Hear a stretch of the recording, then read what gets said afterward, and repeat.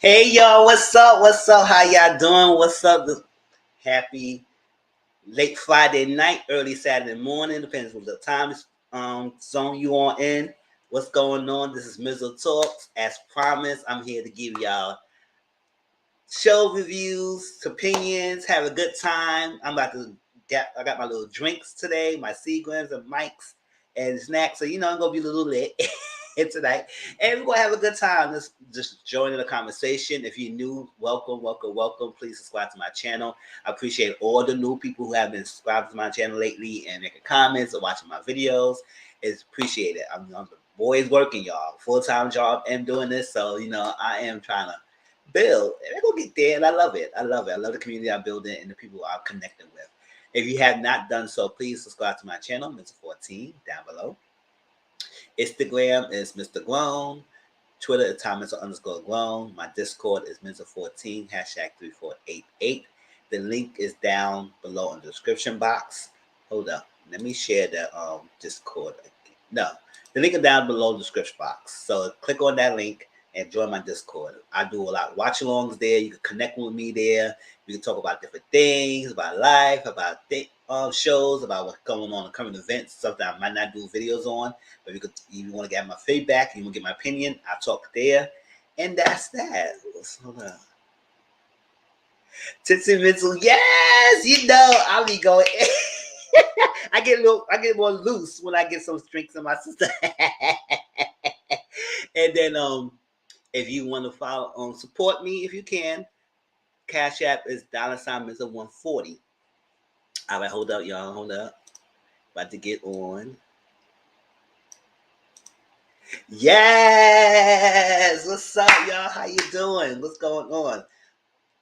Yeah, I apologize. Last Sunday, was no live because it was Easter Sunday. It was trying to join my family and everything. So, I had to push things to the side. So I said, you know what? I was going to do pre-recorded videos, but I said, no, it was too much. So let me give you a live this time. And then hopefully I get back on track of everything's going on from there. But hey, JW, how you doing, boo? Hey, hey, what's going on? How you doing? How you been? What's it like that? So, y'all know. Hold up. Come on down. You see? This man on. Drinking 2 bottles, and if I drink this fast enough, I'll probably drink the last one. My sequence. Right there. And I got my little cookies, my oatmeal cookies I'm about to eat. Drunk at the skull. Oh, I am that. Yes, come and enjoy with me. So yeah, we got some things to talk about. We're gonna talk about Accused. That's one of my good shows I like to watch. So we're gonna continue on the storylines. This week is Jack's story. So they're gonna touch home with some of y'all because some of y'all is educated, just like I have studied education. So it's like as part of the storyline here. Grown Up Gospel will be second. Then SWV XSCAPE will be third, and then the lastly will be Love and Marriage Huntsville. So new season came back. It's my time to talk about it. I know everybody talked about it already. Y'all ready for the next episode tomorrow? But here, I give you my opinion on how I feel about some of the things that's happening. Also, I will share some of my opinions about Melly's interview that she did with the old lady first panel, and it was really good. It was really good. And to be honest, like at the end of the day, I didn't need her interview to understand her point of view. We all understand, but some people don't. They just don't act like it, whether you like it or not. You have to understand the state that's going on. Love and Marriage Huntsville, and the reason why it's so crazy is that as they filming things are still happening. So y'all don't understand that things are still happening while they're filming. So how she moves and how she does things, it's because she trying to distance herself and get some kind of peace on top of her busy ass schedules. That everybody might make it seem like she don't have nothing to do by being some freaking bad friend or something like that. Like she worried about everybody else. No, she got her own life and 4 children, booking busy and dealing with a narcissistic guy. You have to understand that's draining. That's draining. But we will get to talk about that when we talk about Love and Marriage Huntsville. Because I don't understand a lot of people outraged with her. It's like, oh, here we go again. She did it. Like, y'all act like this show is the only friendship she has. No, it's not. But we will talk about that. Because y'all Stormy people, y'all love Stormy. I don't know. Something about her movie is a little funny to me, but we'll see when we can talk about it. I'll see how y'all feels. Yeah, man, let's go. Like I said, I don't care. Y'all can give your opinion. Let's talk about it. But let's do shows update first. And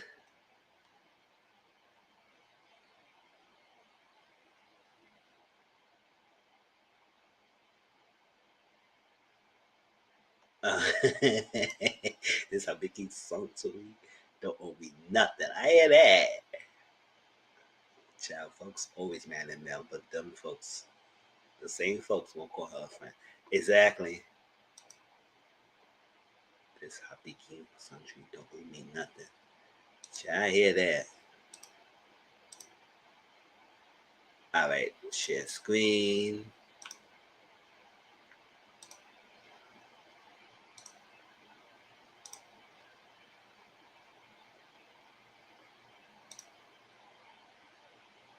That's how I said her Vicky Santori. That's how I was like her Vicky Santori.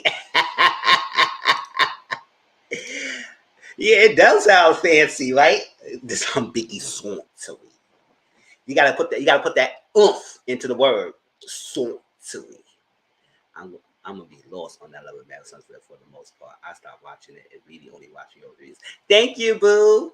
I'm trying. It's so draining with these people and everything. That's why sometimes when it comes to that, I just watch. I just read the comments and I just mute people who I want to mute, and I don't let them get to me because at the end of the day, it's a show. After the episode ends, I move on to the next. It's like I'm not really invested like other people are. People be like, I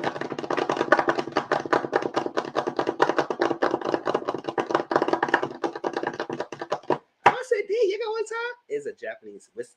Oh, okay. We were going on. But yes, if you don't follow what's going on social media, you will be lost. And at some points, I'm lost still a little bit as things because I don't watch everything that's happening. Everything I listen to different things, or I read or listen to things, bits and pieces of things. But at the end of the day, people do the most. And like CM said, just blame Mel because that's everybody do. It's Mel's fault. Mel's fault. It's Mel's fault I'm on live tonight. It's Mel's fault that I ain't doing my live last Sunday. It's Mel's fault that I'm drinking 2 Seagrams. It's Mel's fault that I'm eating oatmeal raisin cookies. It's Mel's fault that I'm talking to y'all. It's Mel's fault. Just say it's Mel's fault. She used to it. She used to it.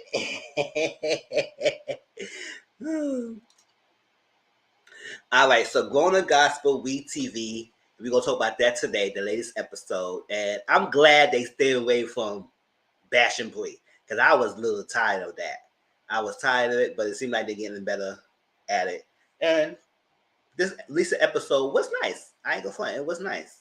But we get to that when we talk about it. Put a link on it. Oh, I didn't see that. I got to watch the latest episode. I didn't see it yet. But for Twitter and IG, that's the expression. Child, you would think Melody did something to them personally. And yeah, we're gonna get to that. I was like, I understand how y'all don't understand. You know what? Like she said on the first panel, you know what? Let me share it. If y'all did not watch it, if y'all want to listen to it, when I listen to me, y'all can do that at the same time. Let me share that thing because I put it on my Discord. I also shared it here because the people who are blaming her, also people who who have that mentality mindset that even though the man dogged you out, you still got to stand by his side. You got to protect his feelings. It's this, that. You not my man. Those are pick me type people who kind of bash him out up the right. And you see that a lot. When you read their Twitters and Instagram posts, you see the pick me's. And those are ones not understanding that y'all could be the same boat like Mel is. And not only that, you got to be filming with the person, constantly around. You got children with the person. You can't escape. And then on top of that, they're currently going into a custody battle. That's what people forgot. People forgot that they currently going into custody battle because he won full custody. You must be out of your damn mind. You think I'm gonna be some peaceful motherfucker who trying to take my freaking kids away from you? Hell to the no. That's not happening.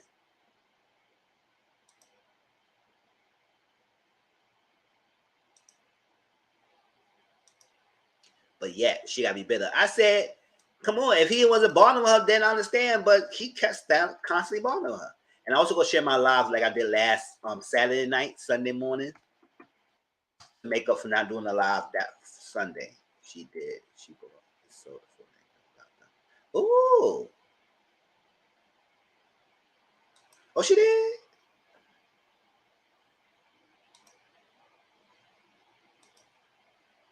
But when we talk about Love and Marriage Huntsville, I'll talk about more of my opinions about that. But put a link on it. We're gonna watch that. I think this Monday I go premiere. It's gonna be pre-recorded, but I think I'm gonna premiere my review of Put a Ring on It and Love and Marriage Huntsville together. Because this Sunday at 4:00, we're gonna talk about Love is Blind. So it won't be the regular 4 shows I'm talking about on Sunday at 4:00. So I'm gonna put a ring on it and Love and Marriage together in one live and one pre-recorded view, and we're gonna premiere it and we're gonna discuss it together on Monday. And then I'm gonna do a separate one for seeking brother husband and put that out the way too. Or I should do all three in one video and make it one big one and just do timestamps so people who watch a replay, they can go to where we really want to go to. But I see how it goes. Yeah, the investors wanted her and not them. I hear that because she got good business sense. She has great business acumen and business sense. The sharpness in her is really good, and she making money. Put a ring on it, so we're gonna talk about that. Accused is one of my good shows I love to watch. I love how every week they give us something different. They give us something to talk about. I love it, and it's continual showing new episodes from the first season, and they got renewed for second season, y'all. So when second season comes, I will review second season as well. But I'm a little behind on the episodes this season because we skipped a couple weeks, but I'm catching up. So right now today we're gonna talk about Jack's story. It was really good, y'all. SWV XSCAPE at tonight is this is the last episode we're gonna review because it's the finale, and I'm sad. To be honest, I enjoyed SWV XSCAPE show. You know why I enjoyed it? It's not because of all the drama that's going on between the sisters and everything. It's one is that I like both groups, so it's interesting to see them in a reality one, whatever, or stuff like that. I enjoy both groups. Another thing I like is that we haven't really had a real authentic reality TV show in a while. Not no heavy produced, not no freaking too much for no reason. This is what a real authentic problems, sharing, discussions, issues that we see for a long time. Something I like seeing things like that. Now, minus the freaking Twitter and everybody who's going off for their freaking standards of SWBs or stand for escape and going back and forth. I just love watching and reading it. I was like, I ain't entertained or involved in nothing. I said, whatever, say my piece and that's it. But I enjoyed it because it's been real and authentic drama in reality TV shows, something that was missing for a while now. A lot of these reality TV shows have been like so contrived. They do too much for no apparent reason. It just seems so fake. And despite the drama we going on social media, this show has been authentic for a while. So I appreciate the people in Bravo and Mona Scott, because I forgot she was the EP in the show, whatever she was, and also like that. So I enjoyed it, and it sucks they had cut too much and only down to 6 episodes. They could have gave us more. But we talk about that when we talk about SWV XSCAPE, the latest episode. Power Book 2 goes 3 on Sunday. We're going to do a review of Power. You know, that's around 10 o'clock p.m. Eastern. And we'll talk about last week's episode and this week's episode. So 2 episodes in 1. So, child, go see how I go. How I'm going to have to get that going. Because, you know, Power gives you a lot of stuff in Power. And you got to keep up. Secret Brother Husband on TLC. It's good. Entertaining. It's good. I like the show. Like I said, I like to see the woman's perspective in the realm of polyamorous relationships. And, you know, the term for women having multiple husbands is polyandry. So polygamy is men, multiple wives. Polyandry is women, multiple husbands. So I appreciate the woman's perspective and see how the thing goes.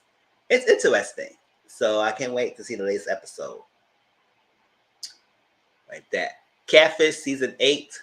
If I didn't watch my Catfish, it's up already. The last episode was kind of lackluster. It was bored. I was asleep. Goodbye. And yeah, I was like, that guy was dense and dusty. I'm gonna say dense and dusty, just lying for no reason. You know the hell she asking when she asks you to have kids. You know the hell she talk about. You want to be very semantic. Oh, kids is more than one. I got one kid. Duh, it still applied. Whatever. But watch my review. It was there. Love is Blind season 4. I will review it on Sunday up to the latest episode, which is tonight. And then the reunion is on Sunday. So I don't know if I'm gonna review and I'm just gonna review the season and we're gonna talk about it. We're gonna have discussions. If you haven't seen it, just watch it. And everything you say, you can start from episode 4 if you don't want to watch the parts. Because if you want to know who the people who made it through, watch the trailer. Search Love is Blind season 4 trailer. You will identify the 5 guys and the 5 females that made it through. So you can skip past all that part stuff unless you want to see the backstory. So, Love and Marriage Huntsville season 6. We're gonna talk about that tonight. Real Housewives of Atlanta season 15 is premiering May 7th. I'm gonna review that. Surviving R. Kelly. I put an asterisk as a watch along. I didn't finish it yet. I don't know. I might just do a discussion on Discord and call it a day. It is Summer House Martha's Vineyard is on Bravo TV. It's also the same day as most of them should stay out of the politics. Exactly right. Child. Shoot. Oh, I got my red cup, y'all. I'm about to drink. Summer House Martha's Vineyard is an all-black cast. I was like, okay, Bravo, you better step it up with an all-black cast. Sure, and I hope New Orleans be an all-black cast too. But because you can, but I think they might mix that group with a mixer of white and black and light skin and all that. So like just like that did like Southern Charm or Southern Charm New Orleans. I don't know what happened to Southern Charm New Orleans. Are they gonna come back? Because I like that show too, y'all. And I think I reviewed that show as well. I think I reviewed it. Summer House Martha's Vineyard. So it's all black cast in the Martha's Vineyard thing, and they're gonna be all staying in the house. And look interesting. It follows the same day as Real Housewives of Atlanta. So, update. Oh, it's canceled. New Orleans. Oh, that's messed up. I like Southern Charm New Orleans.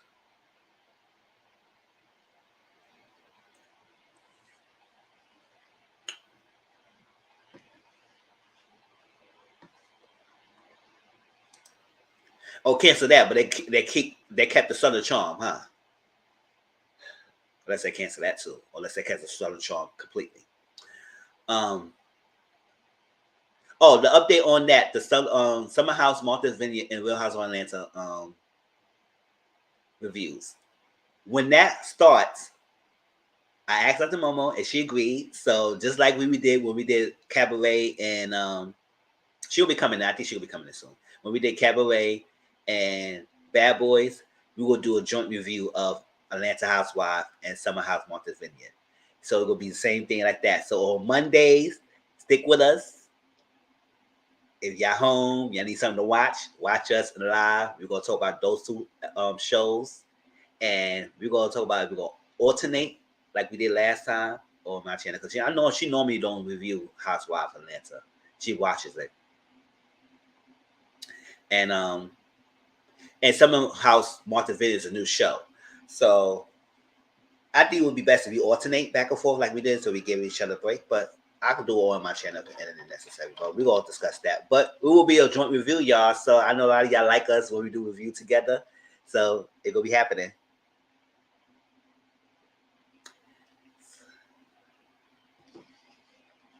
So the new season premiere May 7th. So the first live will be May 8th, that Monday. God willing, if nothing else out of plan, nothing else happening. All right. So yeah, that would be the joint. Because New Orleans didn't fit their black deals. Really? Chill.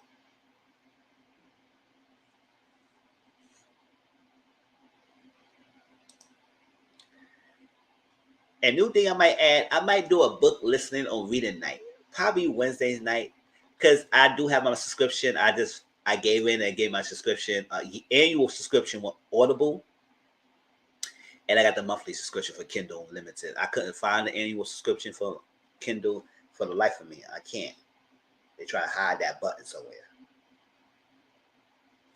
So yes, we'll get back to reading and stuff like that. So we might do like a reading night, listening or read and discuss. That would be more. All right, y'all. Let's start. Let's start. Are y'all with me? Are y'all here? Are y'all live? All right, y'all. I'm in this first show.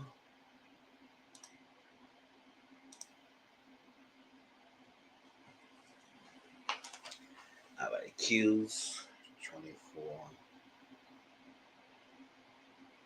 10.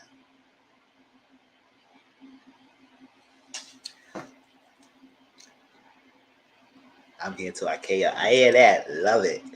All right, so accused. Like I said, a lot of y'all probably will be interested in it because this was this story followed Jack's story. So Jack was a teacher, right? That's why I say a lot of y'all probably be interested because Jack was a teacher. He's an educator, and he put his job in a line to help a student. And we'll discuss what happened, right? So Jack is a teacher. I think he does English or theater, whatever he does. He does one more thing, and that's that. So he had a student named Clara. Clara was 16 years old, and she does the set designs, the costume for the stage play that he was producing and everything. Hamlet. They was doing Hamlet, and she was there. So you see Clara kind of like a little off. She was not herself usually. He said, you didn't turn your assignment. She said, I get to it. I get to it. I said, oh, okay, what's going on? He said, nothing's going on. Hey, J-Dog, you right on time. We just stopped the first episode, the first show. We will talk a little bit before, to give people time to come in. But then welcome, Boo Boo. Oh, J-Dog, she always my watching along's buddy. Oh, you purging the house. Chad, I think this Sunday I got to do some cleaning too. And I gotta take my clothes and laundry. Drop that shit off. Drop it off and come back in the house. And I gotta do some food shopping too. See, I got a lot of things to do this weekend.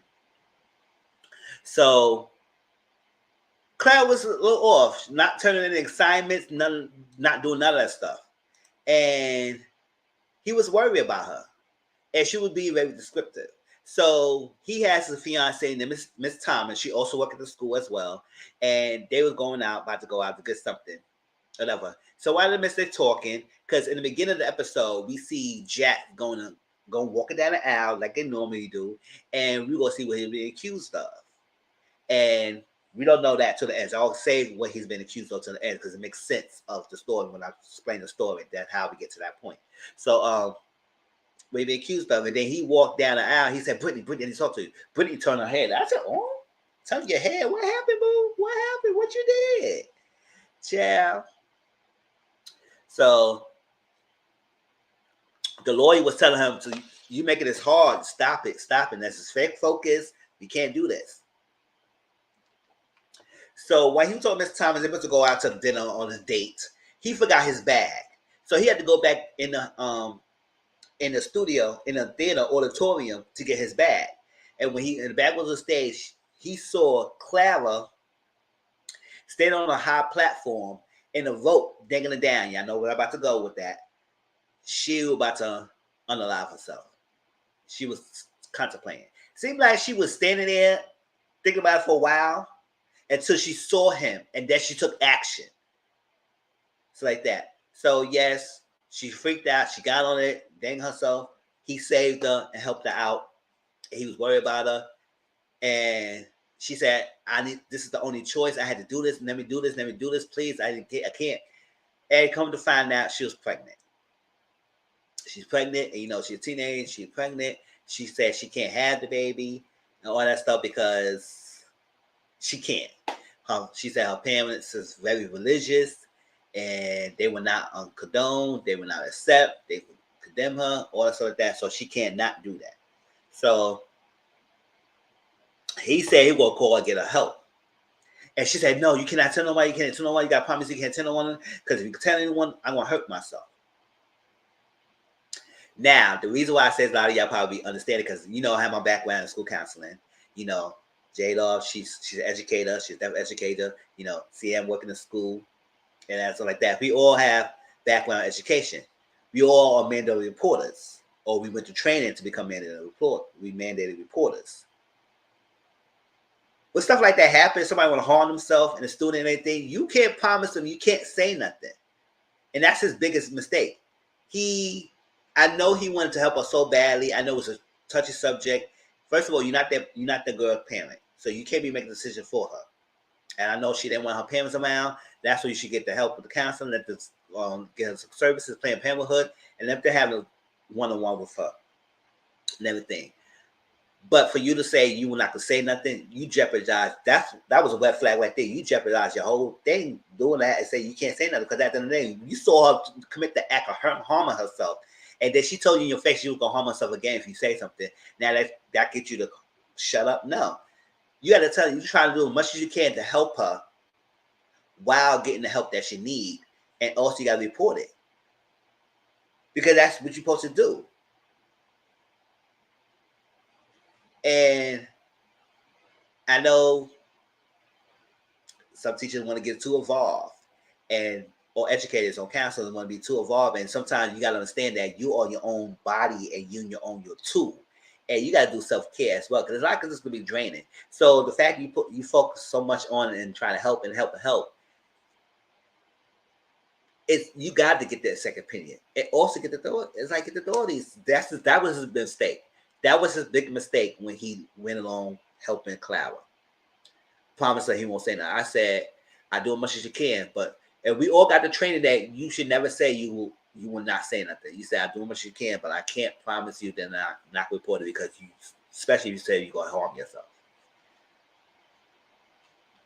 So that was that. So she was talking, and he was giving some suggestions, like you could do an adoption. She said, I know I can't have it, so that means I had to go on carrying the baby. Then she said, it seemed like the only option she was wanting to give, like she mentioned, that unaliving. And she was freaked out about that because she said she can't do it in the state of Texas, because it's in Texas. So the state can't stay in Texas. It's not good. Parents, all that stuff like that. Care about being the cool adult with students of sexual teens. F that. I'm signing like I think for real, because at the end of the day, it's your job on the line. A lot of people ain't gonna care. Yes, they understand your attention, but understand that at the same time, we have a duty and obligations to handle things in the right way. And it's not always a black and white thing. It's always gray area. That's just so tricky dealing with working in school and children and everything. But his number one thing he should have done is report it. And let them be mad. Because at the end of the day, teacher can be mad at you one and be cool with you the next. Teenager, we know we all been teenagers. We all got the emotions, ranges up and down. So one day we may be mad. The next day we want to understand. You probably get older to understand why they did what they did. And what you do, you got to explain to them what you're doing. They may get mad at you, but also let them know that this is what you have to do. After a while, they will understand. And if they don't, then you still did your job. So, long story short, she talked about something about New Mexico. She could go to a clinic there and everything and get it done.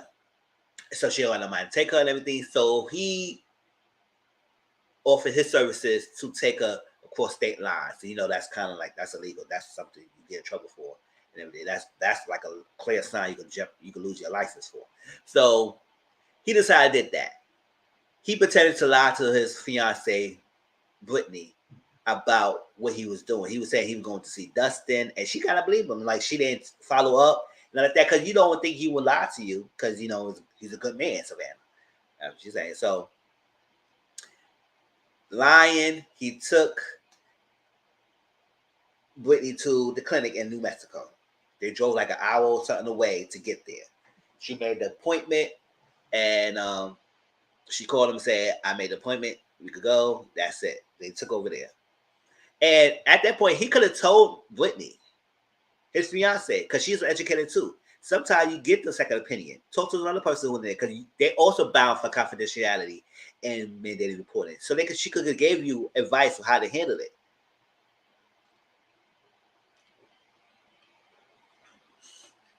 So took her to the clinic. Got to the clinic. It was an anti-A. You know, some things. Oh, did I say the word?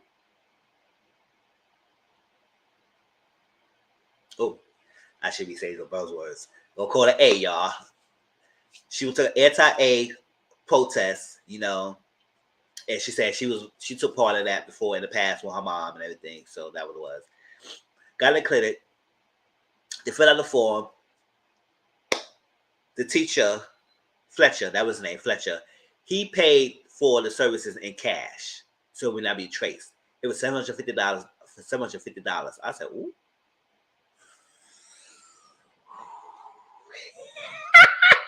I said, girl, oh, ooh.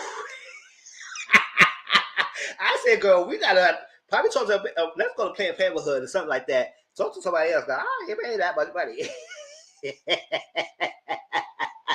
First of all, I went along doing that, but because I said nah. I said you want to talk to parents.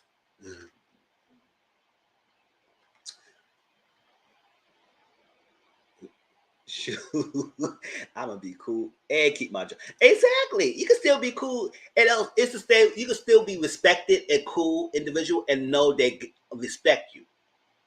And how you know they can respect you is by being a person that they can come to you when they have issues, but you also knowing that at the end of the day, you have your job to do.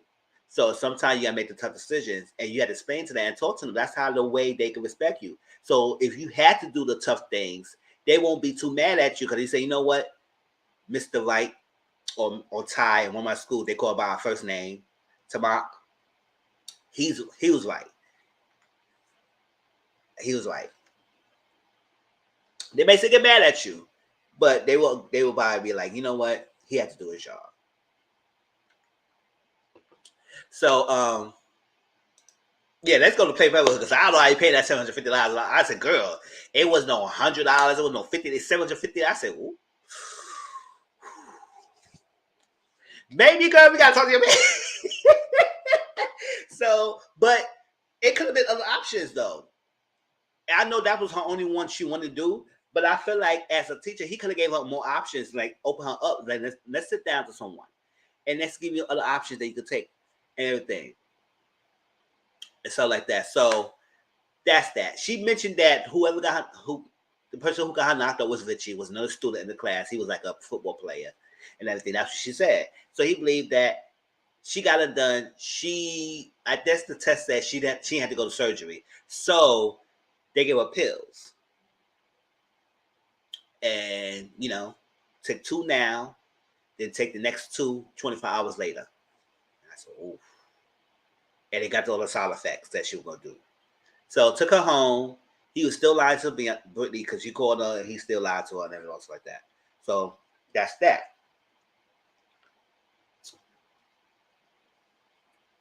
We find out Brittany ended engagement with Jack when she was on the stand because you know they go flash back and forth with the story.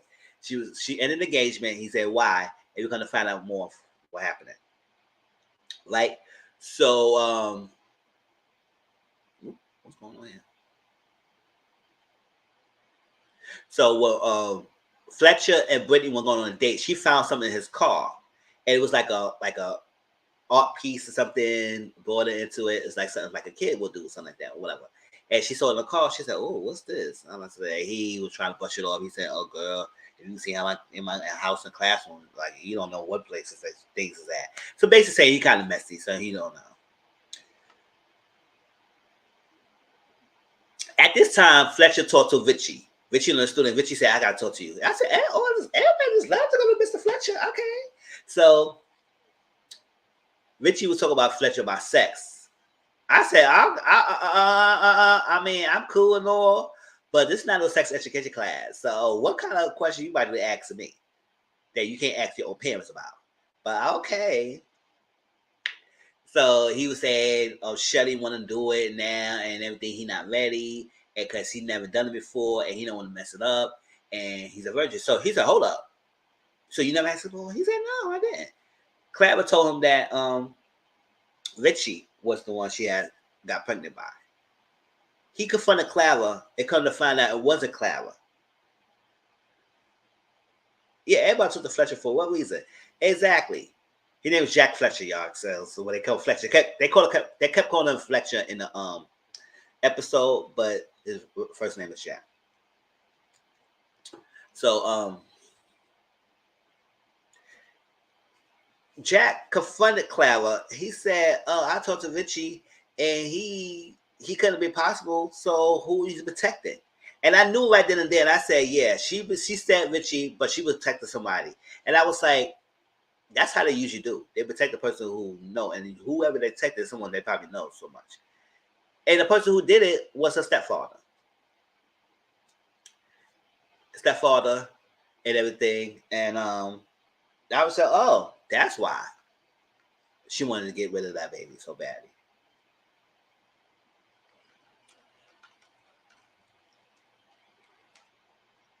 So when he found that out, he said, no, I got to call the police. I got to do something like that. As long as that's not happening. She freaked out.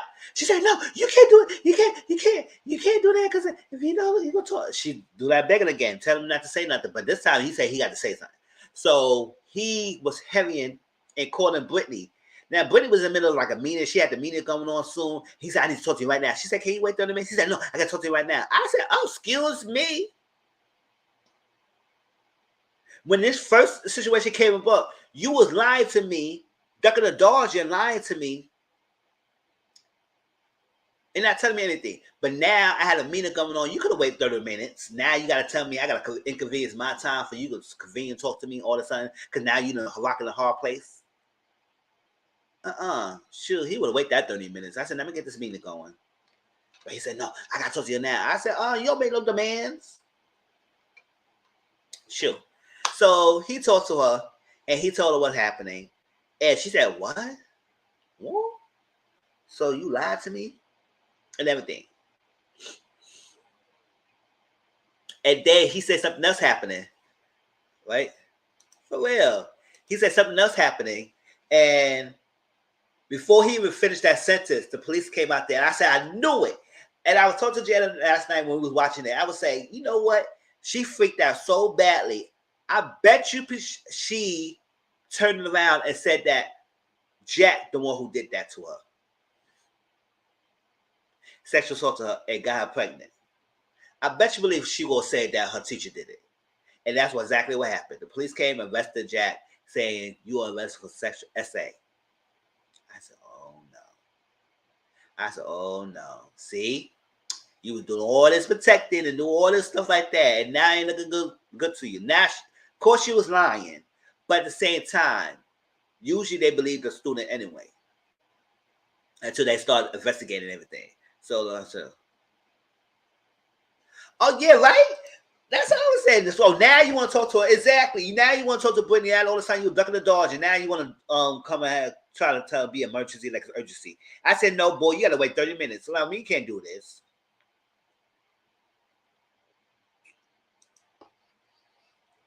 Sure. You want to talk to me all the time.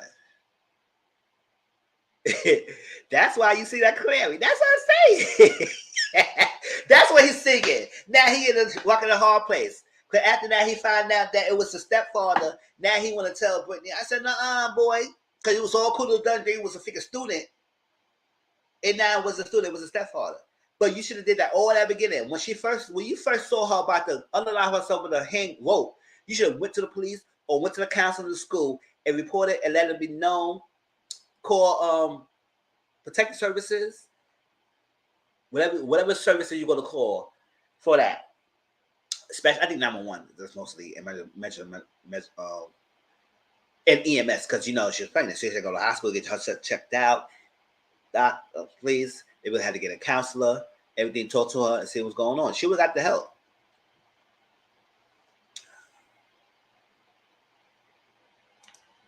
Exactly. Because I saw the setup as soon as he said, no, I'm telling. Now you want to tell like after you jeopardize your job, because first of all, you're going to lose your license anyway because you drove across state lines and took a minor to get a services, and that's not what you're supposed to be doing. So he's going to lose his license for that anyway. On top of that, he might be labeled as a freaking S-O?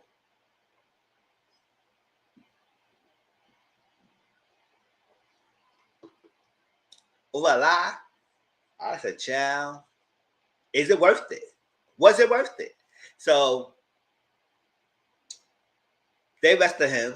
I said, I knew she was going to do that. I knew she was going to do that.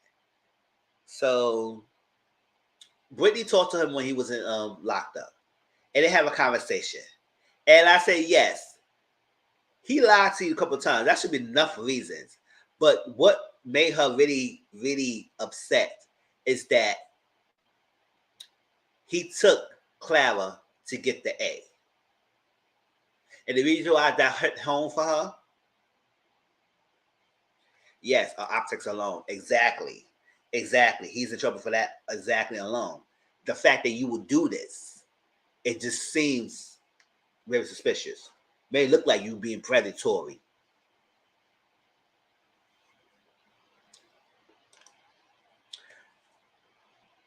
She said that her mom was pregnant with her when she was 19. And her mom went to a clinic, just like the one you sent Clara. And if it wasn't for the unknown stranger talk her out of it, I wouldn't have been here talking to your dusty ass. Now she put that spark on it. I put that spark on it, y'all. I wouldn't be here talking to your dumb ass behind this glass. Shoot.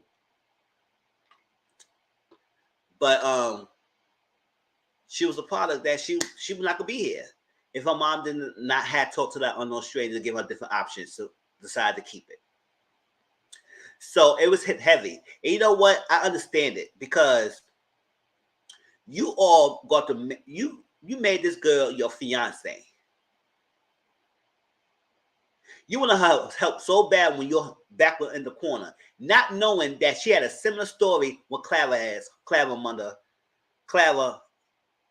is similar to her mother. So you make a decision knowing might affect your fiance and how she might think about it. Hey, Brittany Boo. So now he's like, oh my gosh, I messed up. Yes, you messed up. Because at the end of the day, you did something and that negatively affected the person you wanted to have by your corner. Something that was hit personal for her.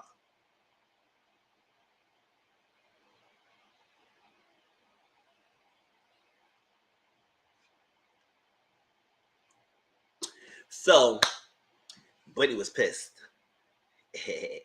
And she was like kind of done with him. And I would say, yeah, it took for that to you be done over. That was the last straw. Not because he lied to you no more time. That was the last straw.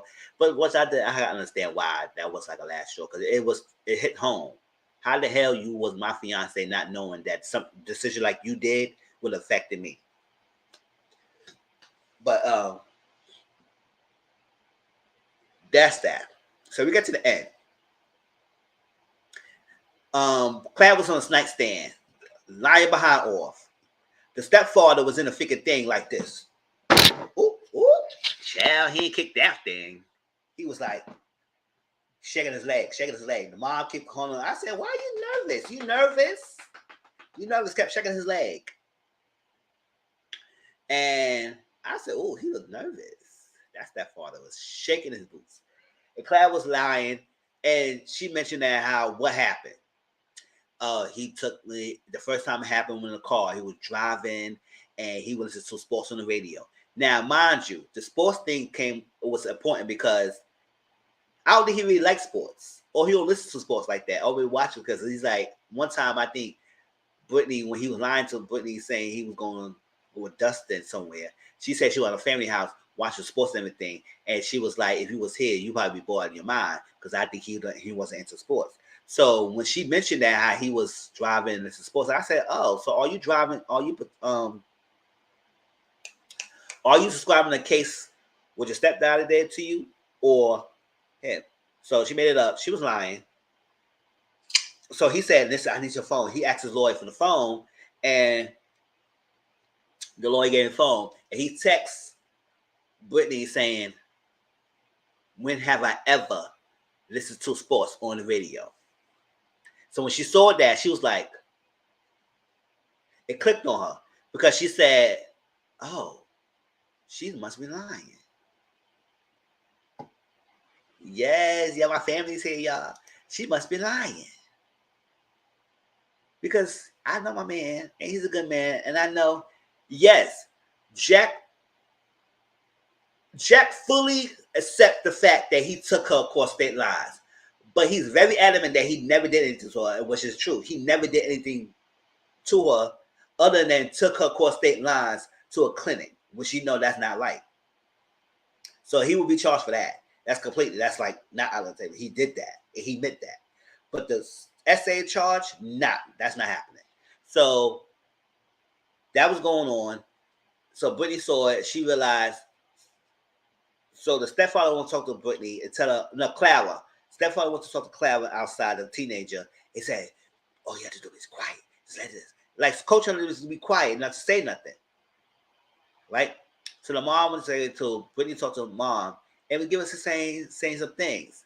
It started making the mom realize, he said, hold up. Because I don't know if the mom knew or she had some inclination, but the way she saw the interaction, and maybe she probably knew, but she just didn't want to believe it.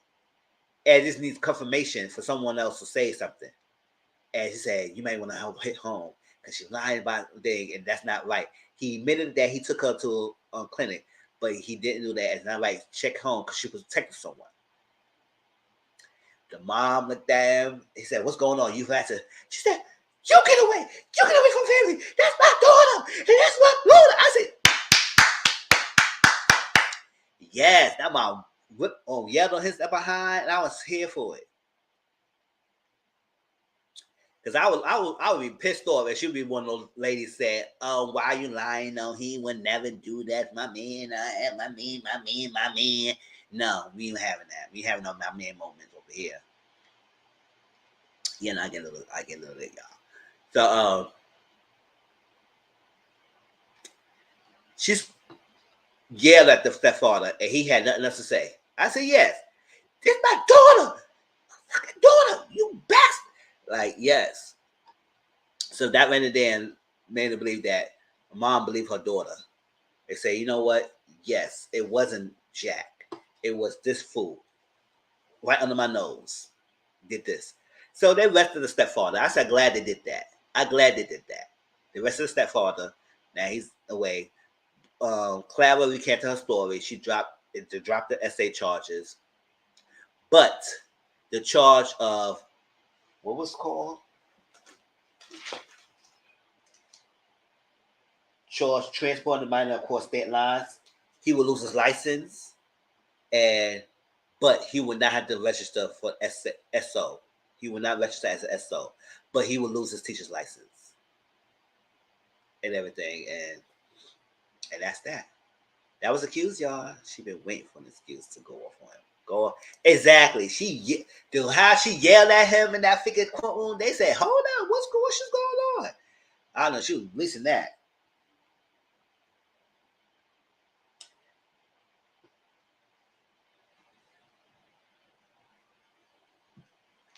So at the end, Brittany told, and that was a fair judgment. It was. He loses license. He keep his freedom. He will not be in the SO registry, and that's it. Now it's gonna be tough to give him a license again because it's gonna be in his record that he loses license because of what he got a record. But he can do something else. I wish he would never had to lose his license and continue to be an impact for other students, but he just took it too much with this Clara girl. And at the end, Clara, she apologized. She said, "You know what? I shouldn't have done that and everything." And I know you. It's okay. You be mad at me. He said, "I can't ever be mad. You're just a kid." I was like, "Speak for yourself," because you know what? I understand why he said that because at the end of the day, he did have to did what he did. Now the lying on him about the essay, I feel like he should have the right, but he said, "You know what? This is the kid is a kid because kids go through different range of emotions." as a teenager, and it was a troubled time. But I would have to hold a little grudge a little bit. Just a little bit. I said, all right, girl. All right.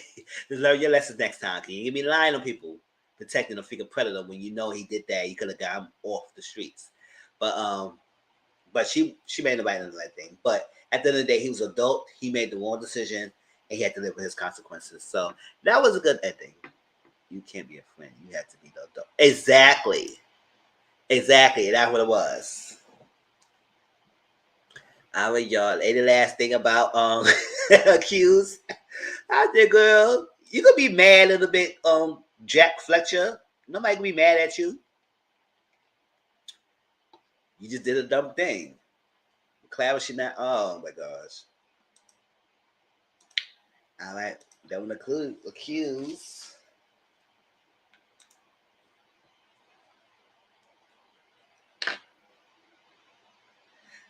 Well, we should go. I just think I'm still drinking my first bottle of Smirnoff Raspberry.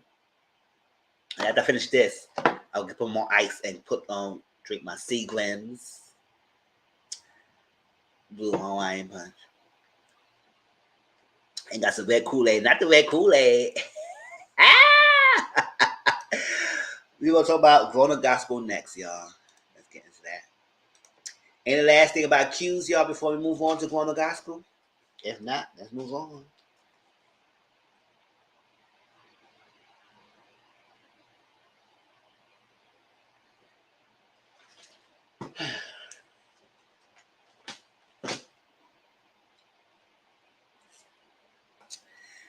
So we started off.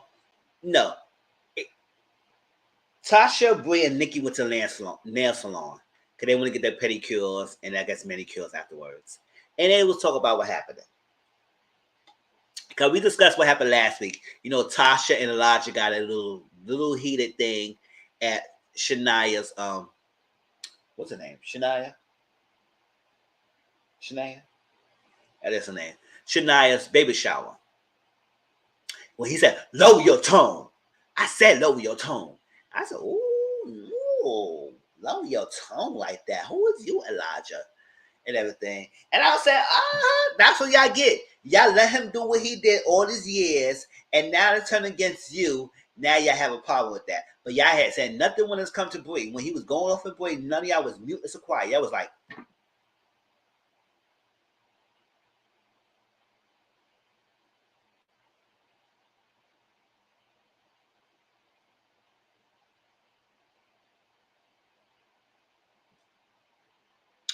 oh, but that's how Elijah is. He just got to accept how Elijah is.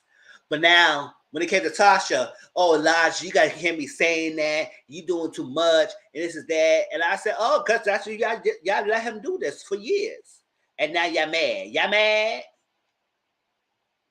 Y'all mad? Get out of here. So, Nikki and Tasha said they're cool with Shania right now. So, they good. And Tasha and Elijah not cool right now because Elijah didn't apologize and nothing like that. I said, oh, he said he was gonna apologize anyway. So she have a birthday party coming up, and she don't know how she gonna be because her and Elijah knew each other for a long time, and it's crazy that he came at me like that, screaming at me, yelling at me, also like that, and she see herself ready to slap the taste out of him. But she do that. She didn't do that. She walked away. I said, I wish she could have. Oh, y'all too sanctified and not slapping people.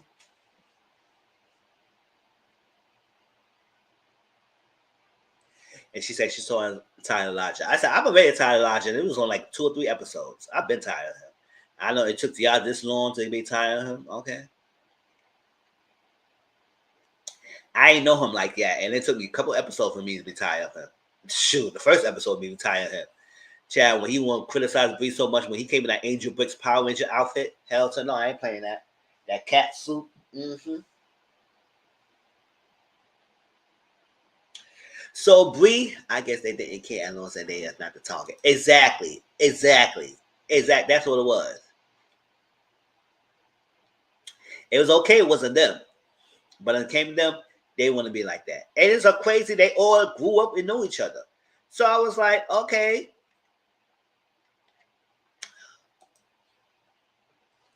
And y'all let him do that. That's what Tasha said. We let him get away with this for a long time. I said, that's your problem.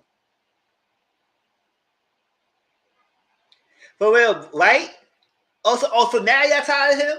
All this time y'all wasn't tired of him, huh? Now y'all tired of him. Uh-huh. Bree is so nice. So Bree invited him to their showcase.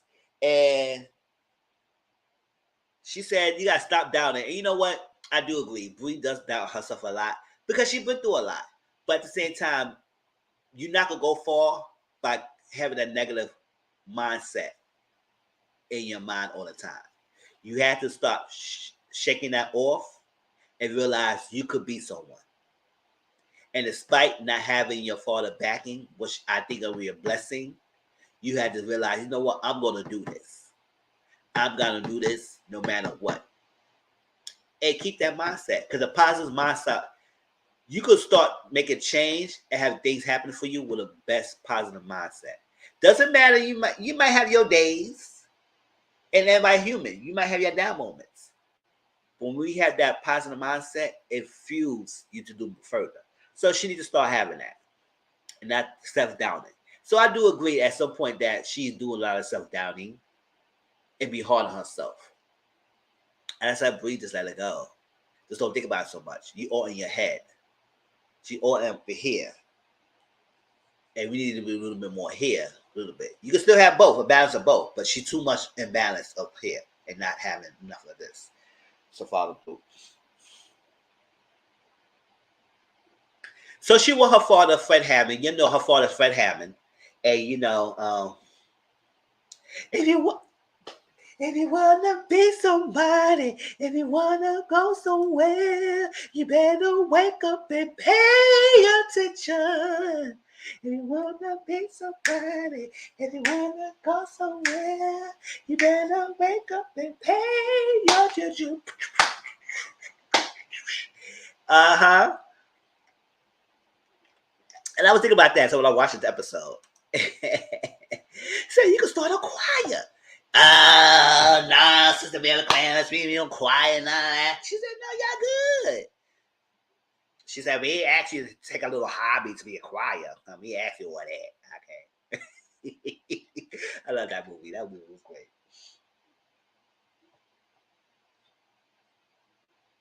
So she would invite her father to the showcase. Should we be twerking to that? Well, uh-huh.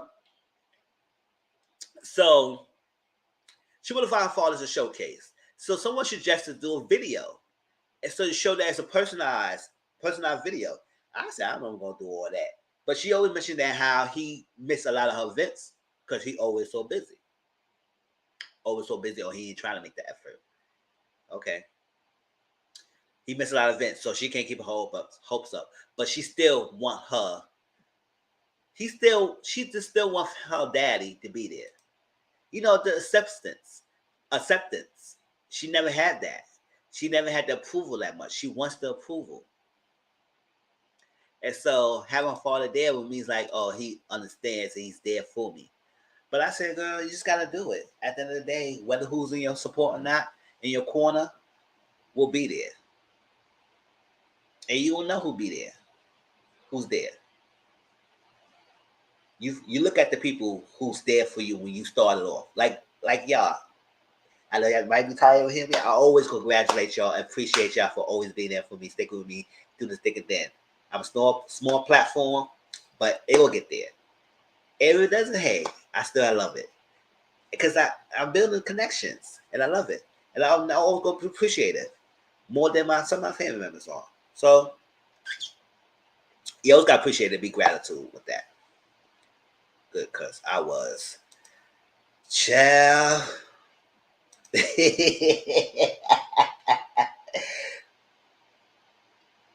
So Elijah and Jay Brooks met at the barbershop.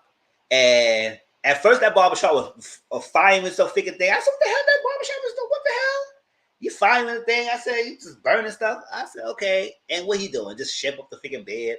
I said, oh, child, whatever. So Jay Books was talking to Elijah and said how he talked to his sister, Tasha, because Tasha and Jay Books are blood sisters. I think sister brothers. I don't know about marriage, but or really actually by blood, but they brothers sisters. So and he said he was checking. He said it was cool. I said Jay Books. I was like, how much were you checking Elijah last week when you were sitting there popping up in your mouth? I said, he just yelled his voice at your sister. And he just sat there. Oh, you ain't gonna do nothing, my sister, because we gonna play that. I said, get up, go over there. I mean, what you doing all that for in your seat? Like, oh, you gonna do this? I said you were doing much but sitting down. So how much threatening can you be? But I guess whatever. So, and I'm not saying he's gonna have to fight Elijah. I'm just saying that you was all over there popping all the junk when he was all over here. Okay, and you were sitting down. So they had that discussion. He said he gonna apologize. He's not gonna apologize for what he said. He gonna apologize for how he spoke and read his voice. I said, all right. And it's funny. He said, Jay Book said, a lot of us thought the same thing about Tasha, her relationship, and her marriage.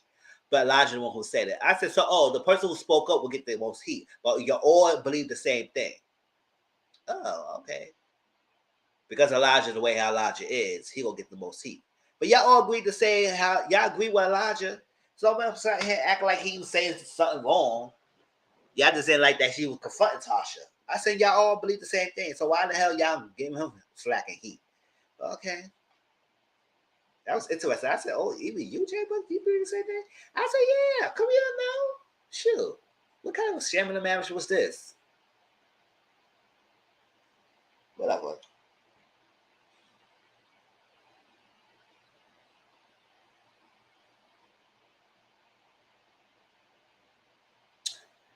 Oh, shit, yeah. Elijah goes just like that.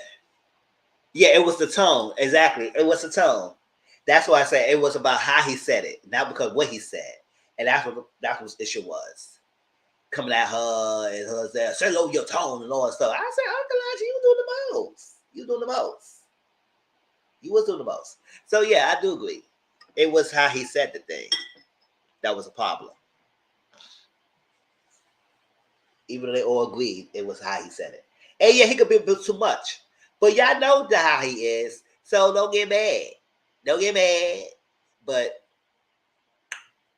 check his ass more, and then he will stop doing this.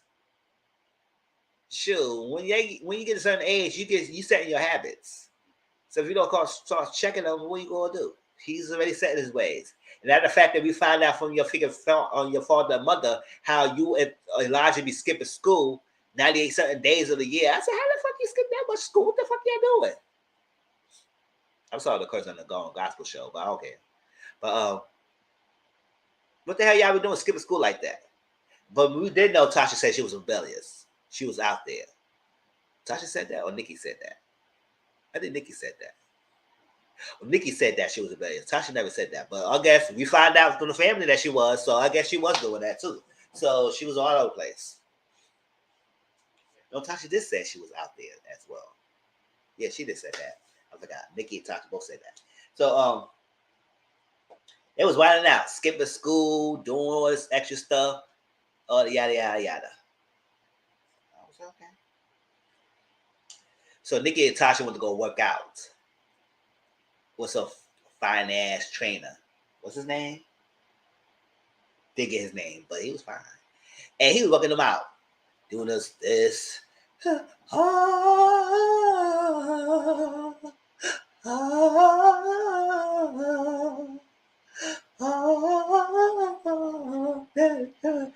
la la la la la la la la la. La la la la la la la la la. La la la la la la la la. Yeah, I think that.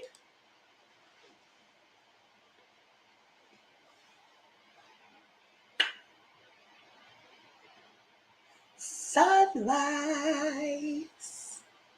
I don't know. I don't know. But they both said they did little girl. Well, Tasha and Brie both said they did girl to get action before. So I don't know. I don't know when Nikki still want to keep herself satisfied till her man get out because she said she want to try to get look fight light and fit when her man get out and she want to have 2 weeks straight. So I said that's cool, that's cute, that's cute. You want to have all that sex when your man get out? I said that's cute, Nikki. You want to have all that sex when your man get out when he come out of jail? Because I said, granted, yes, you gonna miss your D, and he's in there locked up. So when he come out, you gonna be freaked him to death. But I said, you better make sure he's freaking you, but not freaking anybody else too, because I'll check it. Because they been locked up so much, they might go out freaking thinking he's a freaking dunking everybody. And it's not just you, girl. So you better have, hopefully, it's just only you. When you're doing all that love at the lockup freaking situation in your freaking grown up gospel show, and he coming out being you and Mrs. A, B, and C, and D, and Mr. 1, 2, 3. I said it.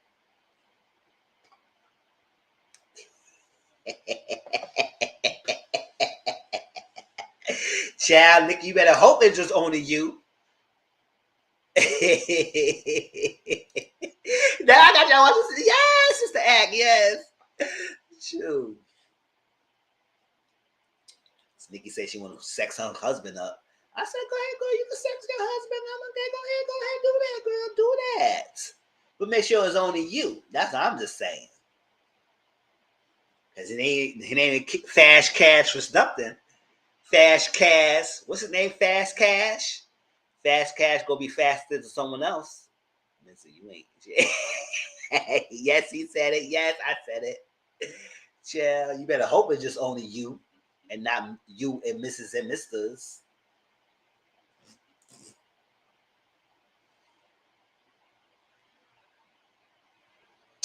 So Tasha will talk about how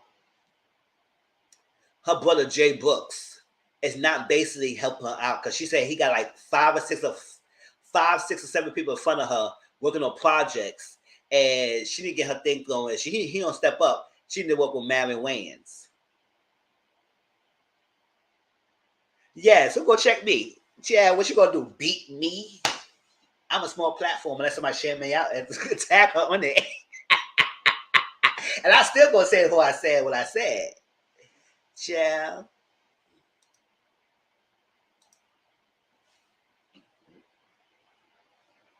So Tasha was going to marry Wayans because she said she wanted to do an album mixer of gospel and secular music. And she don't want to do all straight gospel or all straight secular. She want to do a mixer. And he did both, so it would be helpful. And he's not stepping up. And then she did mention that how he told her she don't have to pay. So because he told her not to pay, so she's not paying, now everybody's in front of her and she's in the back burner. I said, because you didn't pay. But then I gotta say, Tasha, you know to be lying, girl. Did he tell you not to pay? Because and later on the episode, he said that, well, you had to be deposited. He said a couple of times, you didn't get no deposit, you didn't give me no deposit, you didn't give me no deposit. Yeah, we be cutting up. Exactly. He said, you give me the deposit. Where's the deposit? Where's the deposit? Where's the deposit? And I said, if he said that numerous times, Tasha, that means he told you need to pay, you wasn't paying. So I don't know who miscommunicated. That's why he probably wasn't putting you in the back burner because you wasn't paying no freaking moolah. Because at the end of the day, I don't care if family or not, you need to pay money. Because sometimes people love to use that family thing to get discounts, to get something for free. And then screw you over when it's business is business. No, business is business. Because if you steal my family, you understand business is business. So if I'm freaking producing money and taking my time out of my projects and mixes and maxes and splices and splitting, you need to pay this money. So you think it's free, then you're just going to be go down the line, wait your turn. Now, granted, sometimes I do maybe he may say she don't have to pay. But if it's actually showing that you freaking 5th and 6th in the line, and he putting everybody in front of you, maybe it's because you have to realize you're not paying him any money. Girl, you want free services, you get the free services when you get the free services. Right now, the pay customers first because they need to set some services because they're paying. So pay up the money. But if you don't want to do that, go with Mario then. And we have to suck it up. I'd rather just deal with someone else who's not family who can get business done and deal with family. Y'all just point in contentions with each other. And we don't have to have that happening. So I guess he man should go with Marion Wayans. Now he's saying that, oh, if you go with Marion Wayans, I ain't work with you, I ain't gonna support you and anything, I ain't gonna do all that. I said, oh, you mad? Oh, that's messy, that's petty. Why you gotta be petty? Why? Why you gotta do that? You don't want to work with your sister because somebody's gonna be overseeing? I said, what kind of stuff you been doing since that? We need to know that you got the accolades that you don't need nobody to be overseeing you, J Books.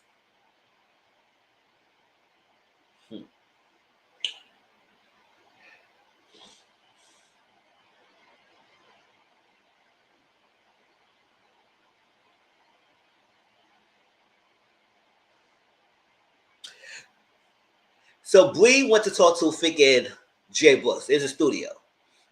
Don't know what he was doing. But she came in and she looked like she came in, walked with a negative energy. I said, oh, girl, come on. I'm up here hype and happy. You here with your figure funk aura.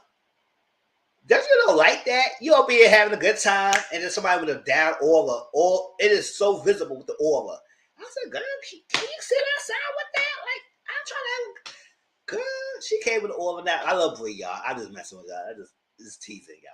But I was like, yeah, she came with a funky. I was like, oh, what's going on, Brie, now?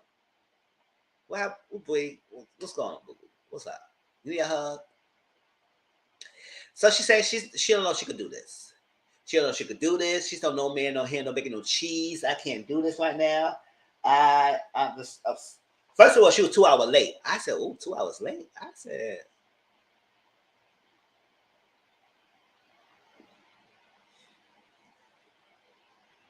nah, Brie. I love you, boo-boo. But you wasting your money, they might as well. I got my money paid. But if I'm sitting in the studio for 2 hours waiting for your behind, what's going on here? What's up? And that's disrespectful. 2 hours late. She said, I know. I know I just can't do it. She can think she do it. She said, what's going on? She says everything. Everything. She said, I'm working, finance, I got bills to pay, so like that. He said, you're not the only one. I was like, Bree got offended because he kept saying, I was like, at the end of the day, Bree, I understand both. I understand that your struggles, you have a lot of struggles, and you got a lot of things going on right now. And Jay Bush should be understanding a little bit. Because even though you do have all this stuff, a lot of stuff is happening.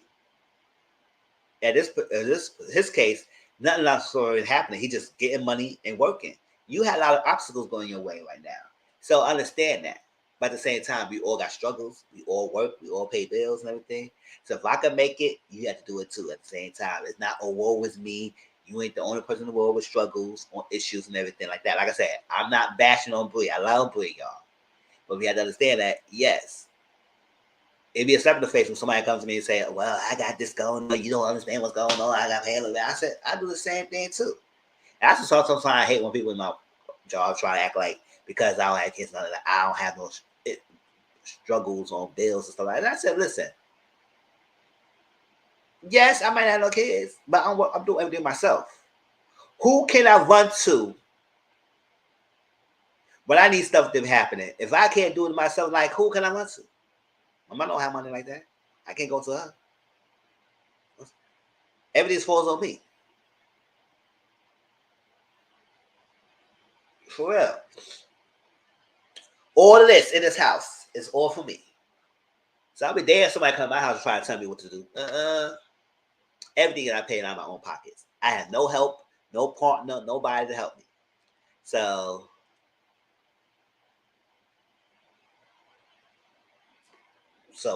what you're saying?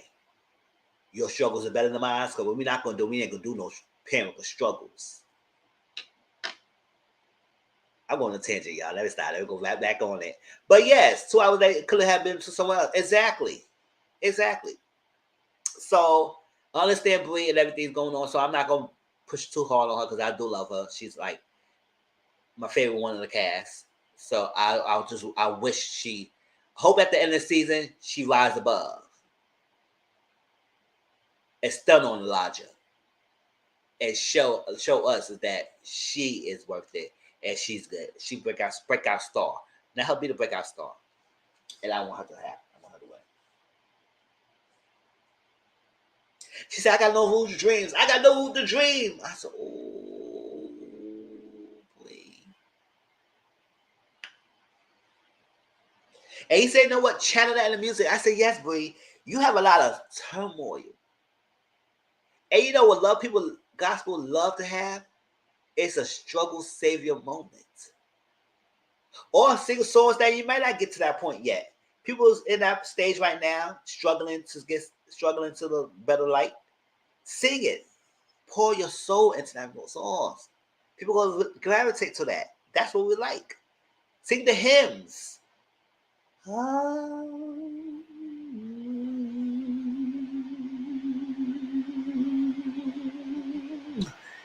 I've been down. Oh, no. Let me stop the hymns, y'all. Let me stop the hymns. Ciao. So Jay booked invited Bree to the church service. I found it interesting and funny. The father who did the sermons, Michael Brooks, he came there and sat right ass down and just started sermons. I said, okay, you didn't stand up. Normally the preachers has stand up and do the talking. He came in there and sat right ass down. I said, I hear that. She gave her sermon, sit down. I said, all right, do it. Go ahead and sit down.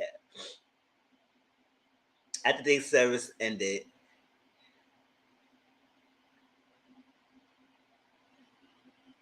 for real, that's what I say. You should have put it on a struggle song. Should have. How people love the struggle story so much. You better start saying it, sing it to the heart and for your gut.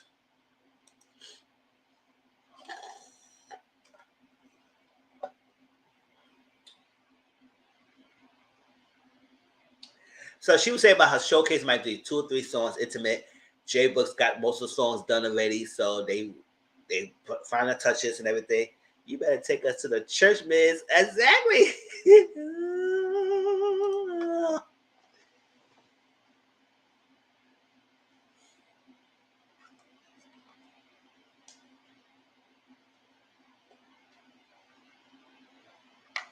So that's that. You know, the father and they would say, I remember y'all was little babies and little kids and everything. And I said, oh, that's so cute.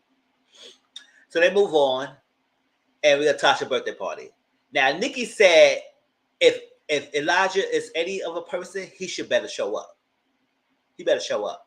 I said, okay, keep that in mind. Because I don't understand at the end of the episode, you wonder why you so shocked that he showed up. I said, did you just say that he better show up? Despite what the issue that Tasha and Elijah has? It's her birthday party. He should show up. Now you say you shocked that he showed up. That's a good make of your mind. What's your decision making going on?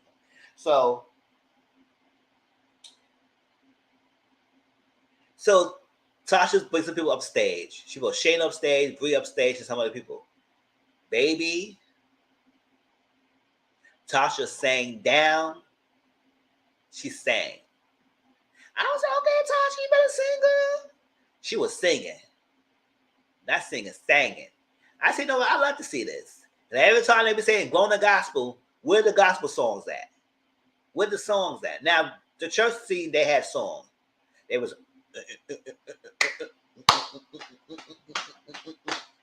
And Tasha was singing down, you know, Bree was breaking down. She's crying, spoke to her soul. So while Tasha was singing down, here go Elijah come in.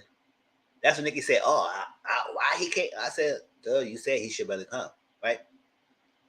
He came down, walking down the aisle with his figure fox fur on, as always, with a figure box tied it up with shiny silver shoes, like she's in the Wizard of Oz or something, and plopped on the stage and that's how the episode ended. I said, what this is shiny ass freaking silver shoes coming from? There's no place like home. There's no place like home.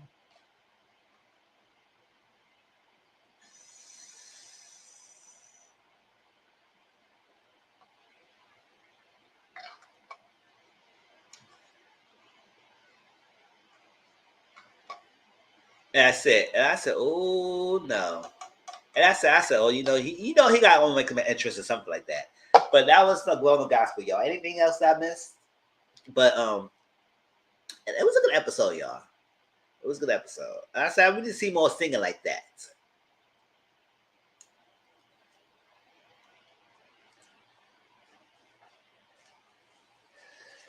All right, let's go on to. If anything more, y'all put it down in the comment section.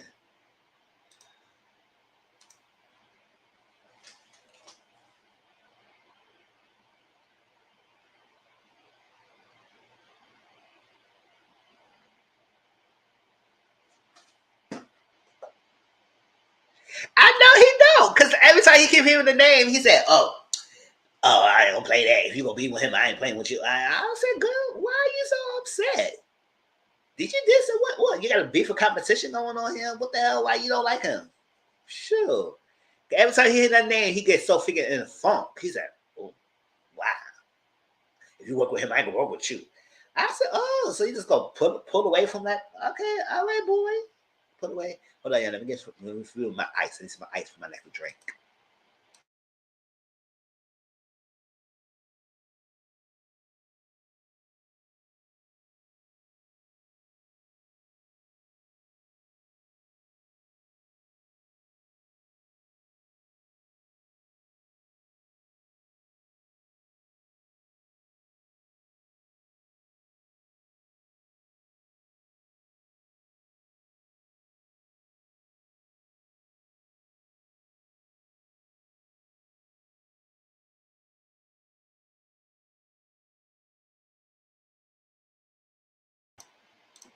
I'm back. All right, SWV XSCAPE, y'all. How y'all like this last finale? Y'all enjoyed it? They enjoyed it? Y'all wish it could be more? Then let's talk. So, like I said, this show has been authentic. I like this SWV XSCAPE reality Queens of R&B because it was very authentic. It wasn't too contrived. It was real. It's something that we've been missing for a while now in reality realm. Because reality realm just went left somewhere, shape, or form. In some way. Why it went left, don't know. But they brought it back and showed us the real stuff. And I enjoyed it. Despite the social media drama and the stand wars on social media, I enjoyed it. Now, let's get into it. So Tasha, they act like she didn't understand this message. She said, what is this? What?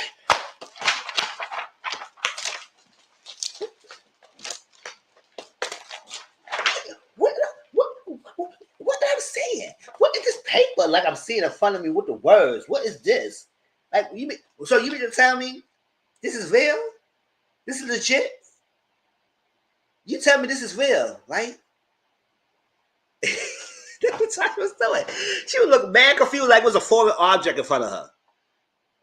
Like she was like, she didn't understand what the hell the words was saying. She said, "You to tell me that I did this?" You said this what you, at the end of the day, Tasha, this wasn't the only receipts. They had wire transplant. Oh, not wire transplant.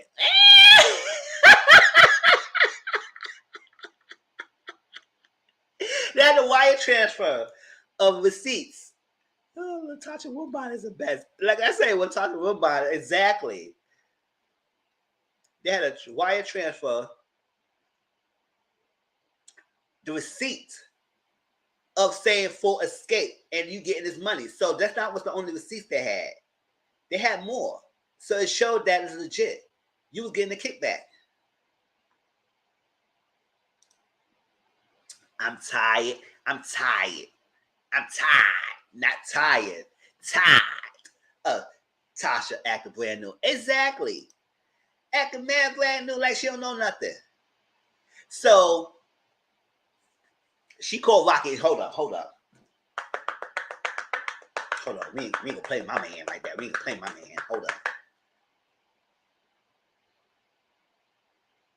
Rocky, you know what this lady's telling me? They telling me like I'm waiting with this foreign ass pop object that you can get some kickback.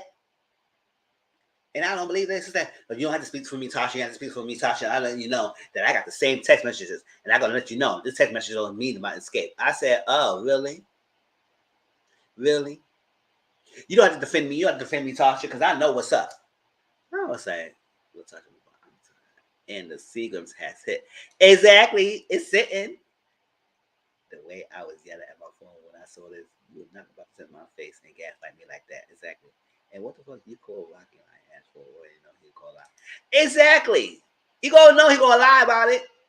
And then get in the confessionals. He said, "Oh, I know I don't have to get no kickback. I get deals and everything. So I had to get no kickback." So she said, Tasha said, Can I say something? Can I say something? I said, hold up. Why are you asking for permission? This is your show. This show is called SWV XSCAPE. You was 1/4 member of Escape. Why are you asking permission? Like you're a chihuahua or something? I was like, why are you asking permission? I said, So, can I say something? It's been times that we get percentages of deals that we put to the tables. So we get percentage of deals. Oh, so basically it's just confirming what the hell the freaking promoter was saying. You was getting a percentage of a deal that you made and you was getting it. So yes, you kind of low key, she kind of low key confirmed it. But he said, "Oh, I'm saying that I don't need to do that. I can get deals." But I said the point of that means that's a kickback if the people was not aware of you getting a percentage of the deal of what happening. When you be deceitful and omitting and not letting them know that this is going to happen, that's a kickback. So what you had to do the deal, it happened. You got a kickback because they was not aware of that. Now it was all laid out on the table and they said, "Listen, Escape, Rocky brought y'all together. He gonna get this percentage. He gonna this, that, and y'all all agree that it's not a kickback. That's something on the table." But once you admit of that and you lied and you did not be truthful and you did not tell them that you got the secret money on top of what they getting paid off, you got a kickback. Oh yeah, I saw speak on it. I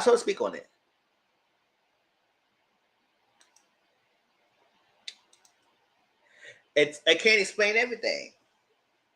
Explain it.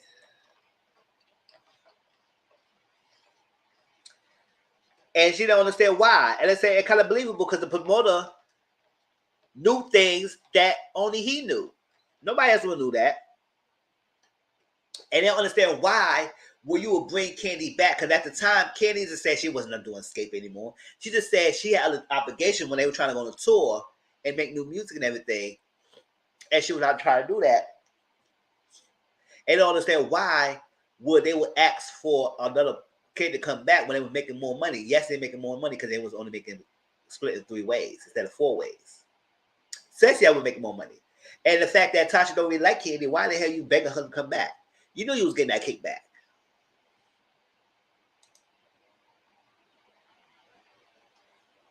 Hold on, yeah, let me turn this light off.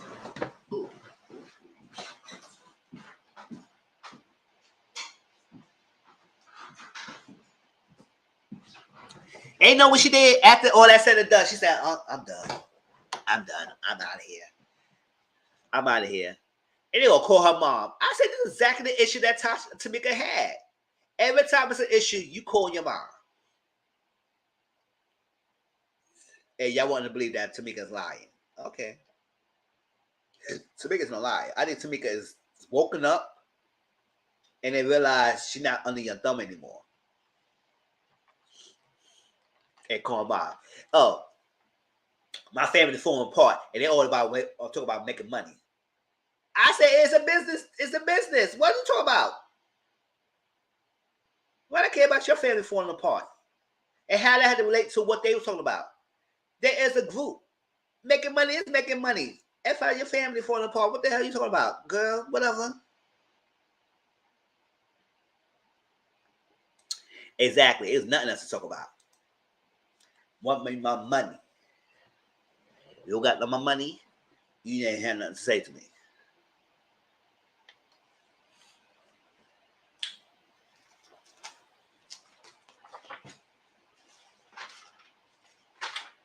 What else happened over here? That's what they escape.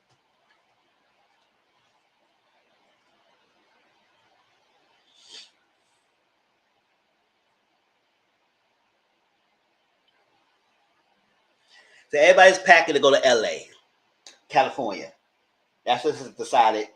Ontario, California. That's going to be the performance.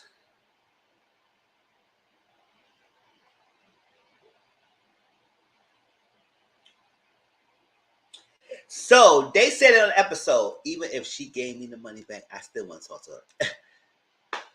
Exactly, it's all done and done. And they're trying to turn it around, make it seem like I was crazy. Yeah, do all that stuff. She was lying for you on your behalf of Candy, and then you gonna use that and turn on her and say, you know, she always been a lie, like she always been lying. So you had no issue when she was doing that for your behalf, but now that y'all in good terms, they're not in good terms. Now she's a liar. Oh, okay. Tamika, you need to wake up. You better not lie again on her behalf anymore. She knows she won't anymore. I don't know. So they decided to have, I guess the manager told the group that decided, or I guess SWV told Escape Day. He said, you know what, y'all decided.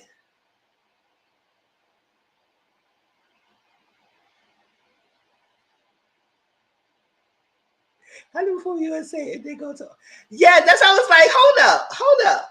Cause they would say, they can't say Ontario. Ontario. I said, wait, hold up. They're in Canada?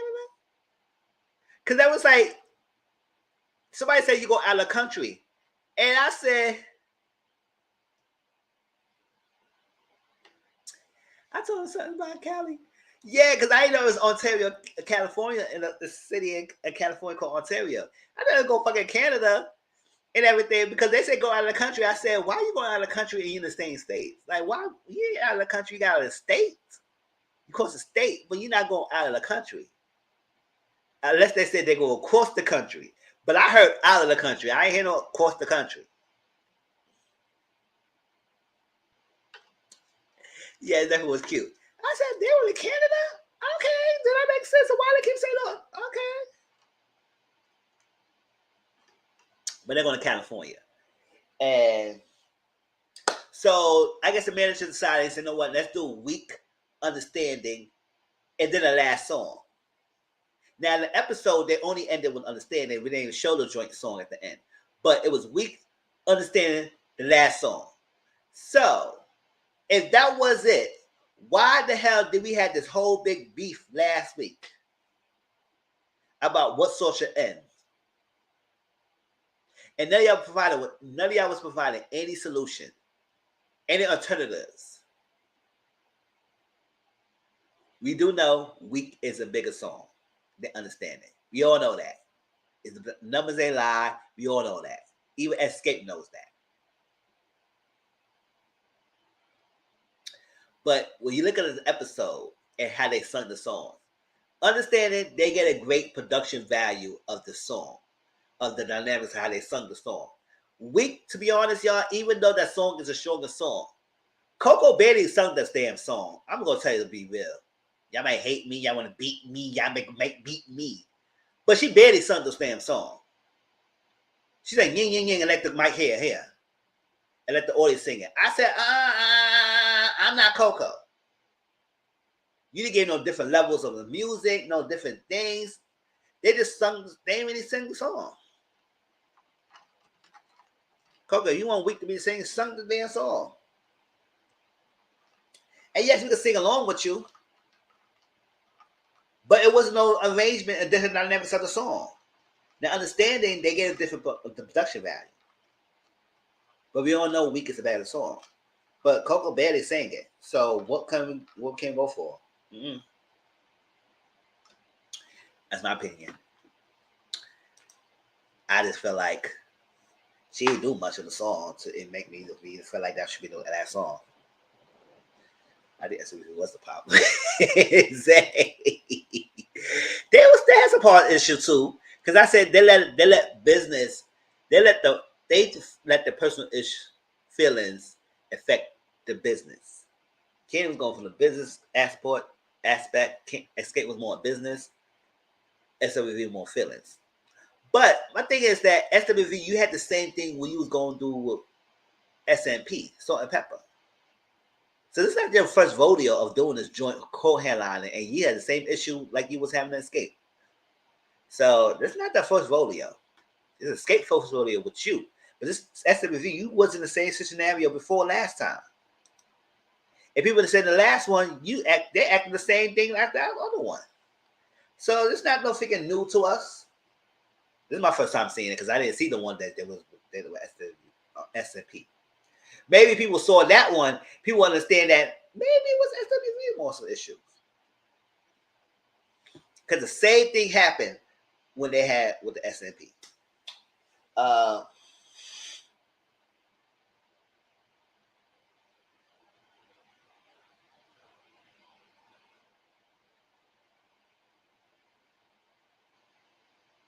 So I was saying that ended with that joint song. Why did we have to do all this extraness? I said, that was putting for the drama. Whatever. So Tasha's not staying with them in the hotel. She got her own entourage.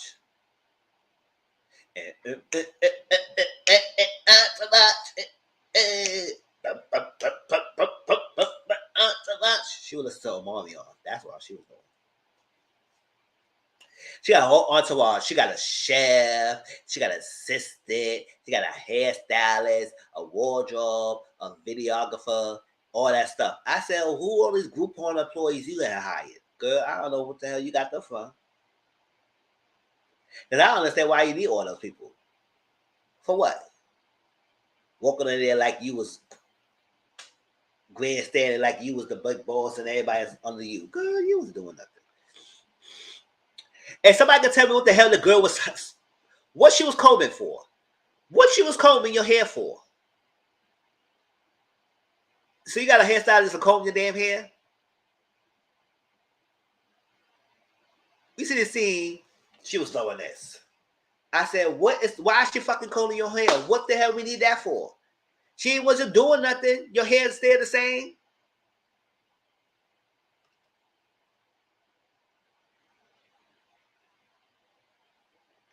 Not Groupon. Yes, Groupon. Groupon employees.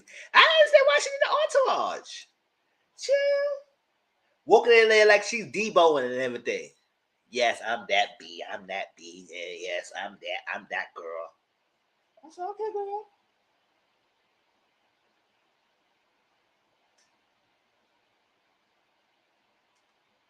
Oh, Rocky said he doesn't have time for these accusations to betray him. I said, you don't got time. It seems like you got a lot of time in your hands. So I don't understand what the hell you all got time for. But okay, whatever. Oh, and then he said about the $30K.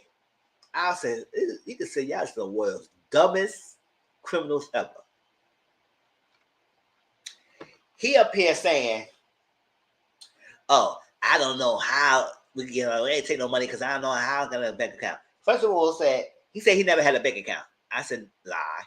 Then he said, oh, I don't know how it's possible to bank somebody cash somebody a check unless you sign a signature and get your social security number.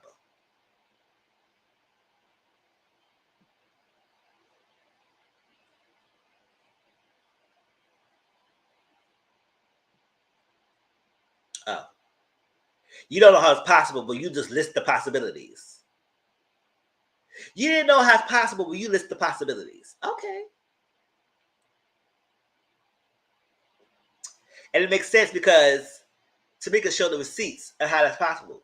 It showed that he had Edward Bivens, that's his real name, and signed her name. And we have to understand that what Kenny said, at one point in time, the managers had all their socials and stuff like that. That's what Kenny had to stop and put a block on her social.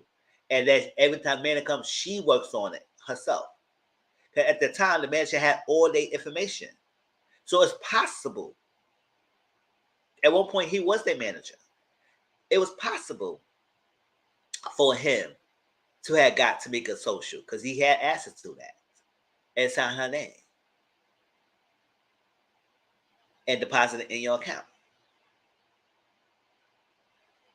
The fact that, oh, yes, J-Dub, he told on himself. Exactly. I don't know how it's possible unless he can forward someone's name and signature and get a social security number. So how you? Oh, so you didn't know it's possible? Why you could label the list that? Because you know you did that. I said, oh, you so Dempsey. I wish y'all see yourself telling yourself.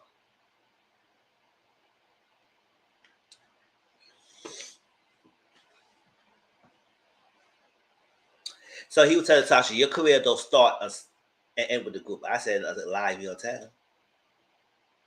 I lie, I don't care who tell it. Shout out to Rocks. Because I was like, girl, her career did start with Escape. And it should start with Escape because I don't know that gospel album going to do it. That gospel album, I don't know what the hell that doing because I ain't listen to it. And I won't listen to it.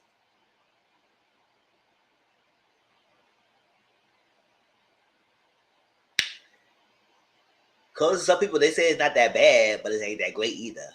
I said, okay, cool. All right, Tasha, go ahead, do what you do. Because I don't know, you might go back and Escape if you.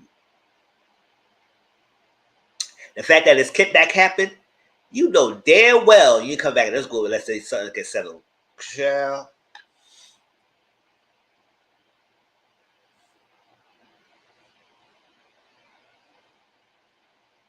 So Lady said, hey, got Diana Ross walking the thing, Diana Ross walking the thing, stuff like that. I said, oh, child. So they were working on transitioning and they were having a hard time, all that stuff. Coco was getting upset. She said, this is getting me angry. I'm ready to fight. Oh, y'all from New York? I said, Coco, what? So what? Yes, you from New York. So what's up? What would that have to mean? Now, according to Candy, they didn't hear what the hell Coco said. But I said, girl, you think you going to punk the girls or something like that because you from New York? I like your Coco enough because you were doing the most. Granted, at the end of the day, this production value that putting on the show, because normally SWV don't do that stuff. They don't do all that extra stuff. They just sit there and sing the song. I say, if I want to do that, I can listen to your albums. No, give us something. If I'm going to a concert, I want to see some production. Bring the song to life. You sitting in the stage, can we kick it tonight? I'm in a little love with my mind. Give us something. You know they stepped up their fashions. Chad, I guess they say, listen, Kogi would say, she said, you know what, we're looking like back in the days, I look like we were looking like a mess. So we got to step it up. And they stepped it up. They say, y'all ain't gonna be calling after us. They ain't coming after us. Hell no. So about our fashions anymore.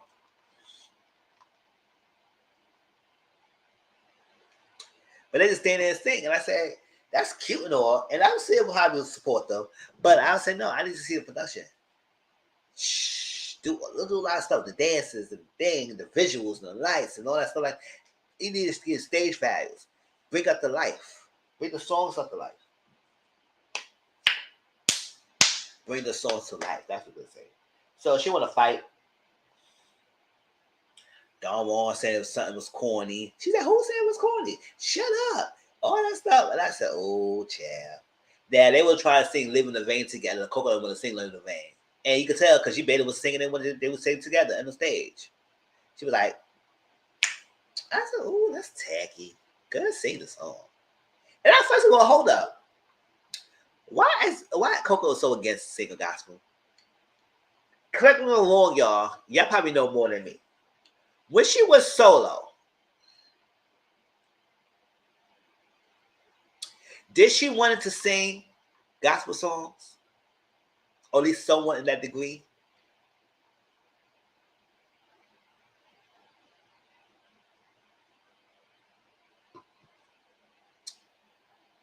Y'all put in the chat if I'm right or wrong. Because it seems to me she wanted to do. So now all of a sudden she's against singing those songs. Girl, you're not against it. Sing the damn song. But she barely sing it.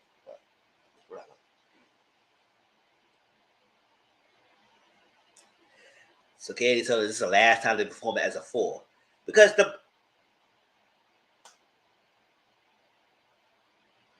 she buried the hatchet. It just too many bridges crossed. Tasha's just burned too many bridges with the group at this point.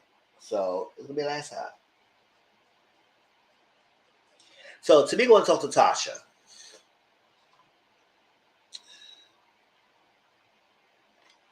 Tasha gave the attitude that she didn't want to talk.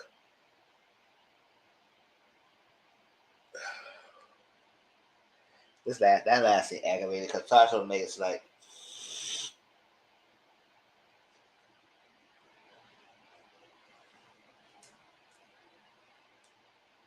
said she don't want to be around chaos. She want to be around this. I said, who's the chaos? You the one who created the chaos, but I guess whatever, girl.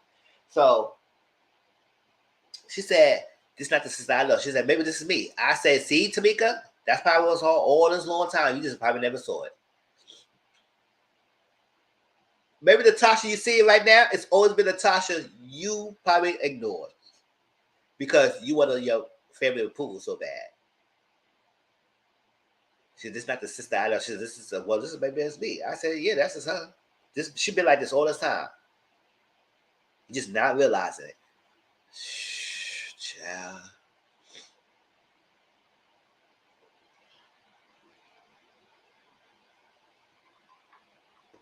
So at the end of the day, they was getting nowhere. She said, I didn't want to talk. I want to talk about it. Let me go. All that, yeah. She said, where are we as sisters? Where are we as sisters?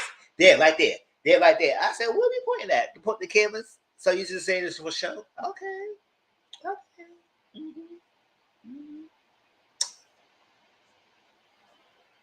Let it go. She said, oh, they treat me better than me. Oh, I go to my entourage. They treat me better than you. I say, because you paying them. You paying a group of employees. They gonna treat you what? Well, they gonna treat you bad after you paying them? No. You lose their job. So that's actually gonna treat you better. Because you paying them. But you treat your sister bad. Okay, girl. So Tamika's crying. Candy had to console her. And that's that.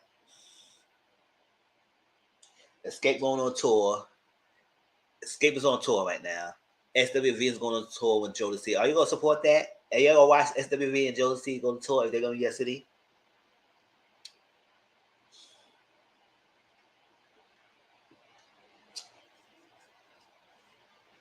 I would love to see Escape live. I never seen them live. I always listen to their music. I probably want to see them.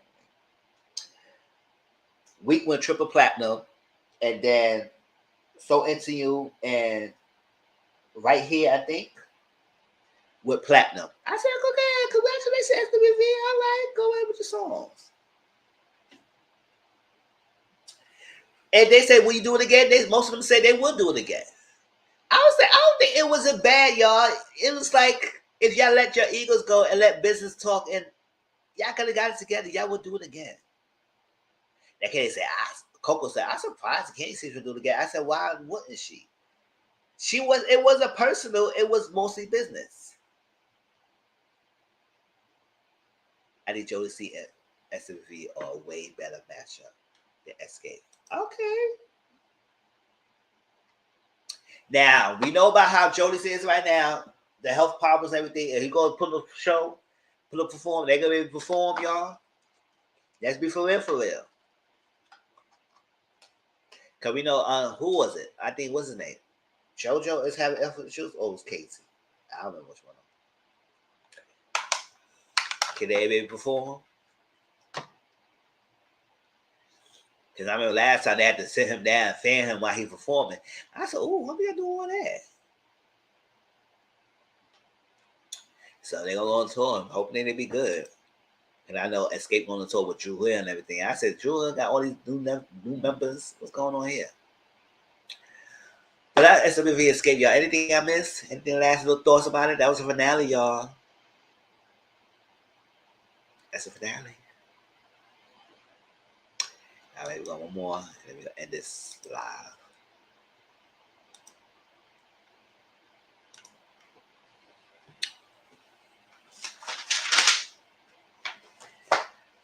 Love and Marriage Huntsville.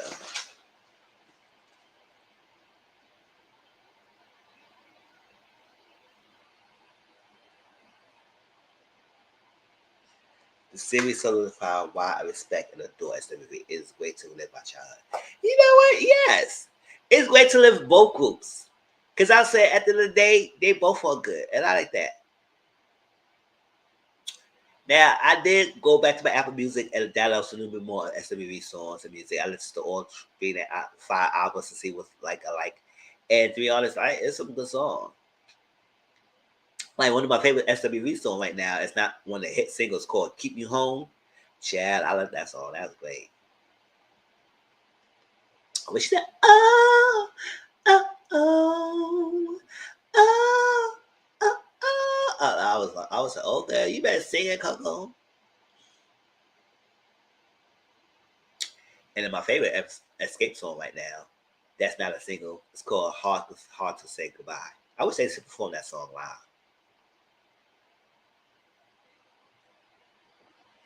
Especially at the end between Candy and Tasha going back and forth with the ad libs. That was cute.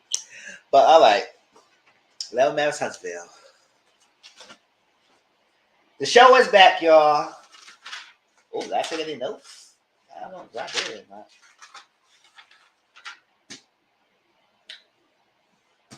A Hope and a Prayer. What y'all think about this episode? The premiere episode of Love Marriage Huntsville.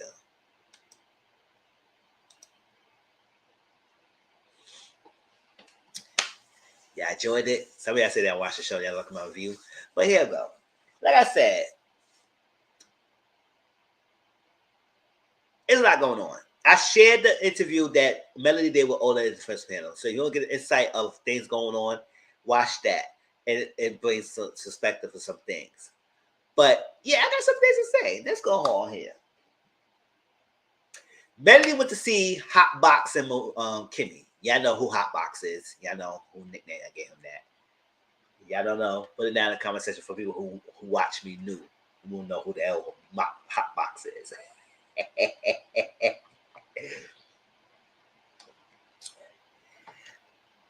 So Hotbox want Kimmy to settle down, cool down, stop doing the mush and everything.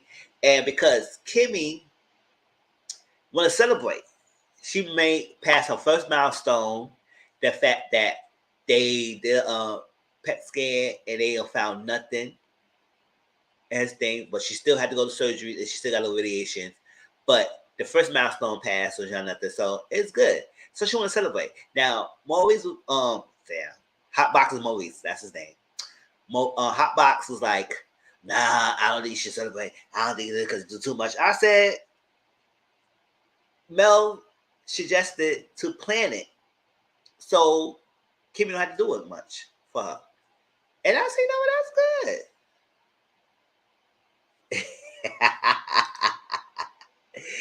I say, yeah, let's celebrate. Because at the end of the day, let her celebrate her want to celebrate. It's a milestone. And you never know when they're going to leave. Because life is short. So let us enjoy the milestone and have the memories. Yes, she got 2 other things. Now, he, like, Hotbox thinking the worst kind of mindset. But my thing is, and it's going to be later on the season one about the Kiowa situation going to come up about my monster. You are so hell-bent on making sure Kimmy don't do too much. So why the hell is she still disciplining your freaking son? Explain that to me. If you want to do too much, where is you at?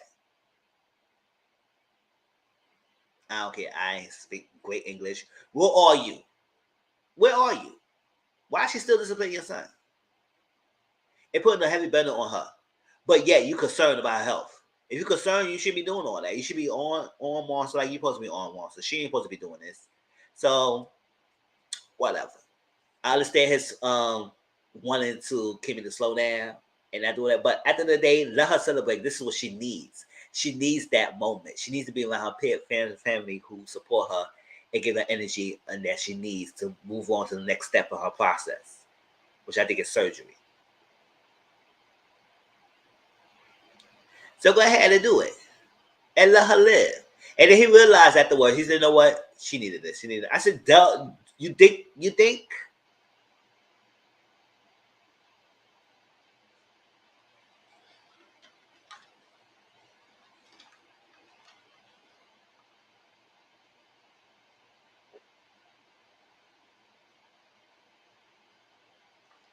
So Mel gonna invite everybody that Kimmy wants to be there because it's her event, even though she might just call people to make the invite of people she ever talked to.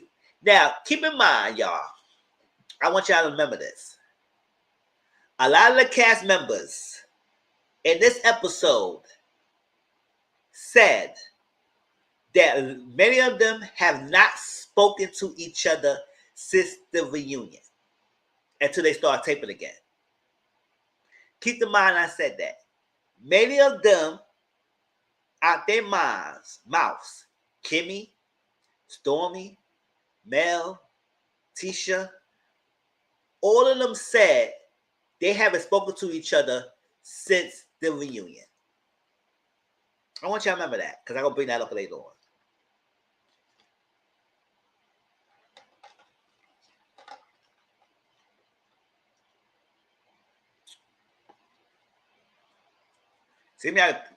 Seems to me I was co-workers if y'all haven't spoken to each other. So all this friendship, this, you my friend, this, a friend, this, and a friend that, a friend this, a friend this, a friend that. Get out my face with that. Because y'all being fake with that.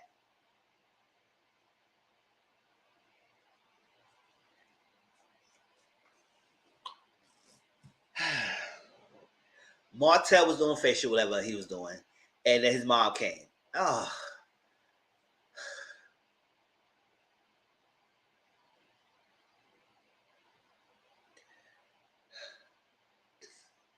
Who told Poetic Justice Reject to come? Who tell Poetic Justice Reject to come?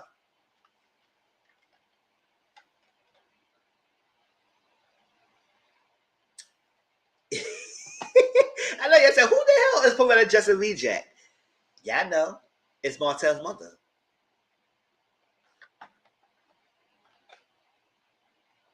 And that could be her name. PGR.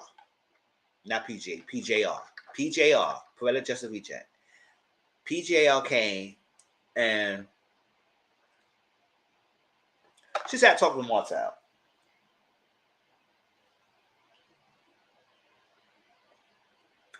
Sheree called.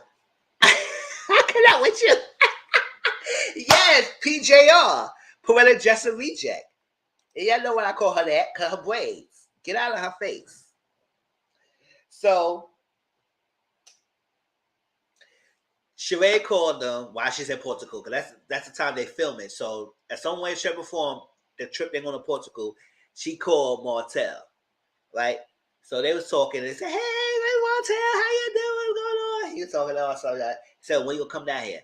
"Oh, when we come down here?" "Yes, they fly me out here, first class." Not first class, first class. You got to emphasize the class. He don't got no money for that anyway. But well, he better make an effort. Sure. So that's that. So he talked to his PJR, and he talked about Castle. She said, "When you go to Castle, what's wrong with you?" I said, "That's just like a dusty as musty ass motherfucker." So you got to be a musty person to even think that. You got to be something wrong with me. You got to go to counseling. He needs to be the one going to counseling.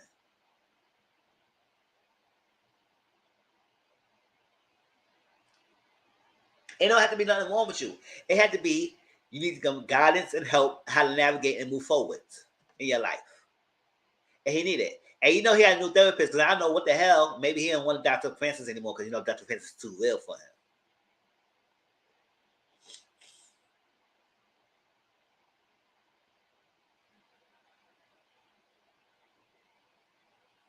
And he enjoyed it. She said, "Oh, what's wrong with you?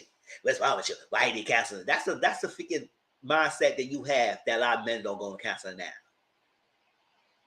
Because they don't want to go better themselves. Let them be. Let them better themselves and get the help that they need. So then we'll be here being no F boys out around here.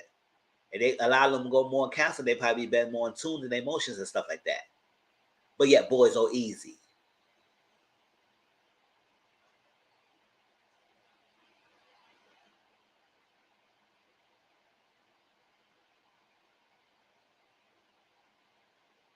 So he said they both set up holiday things, holiday party, and he would pray better for co-parenting. And that's what he wanted. He would pray better for co-parenting, and she had to come around.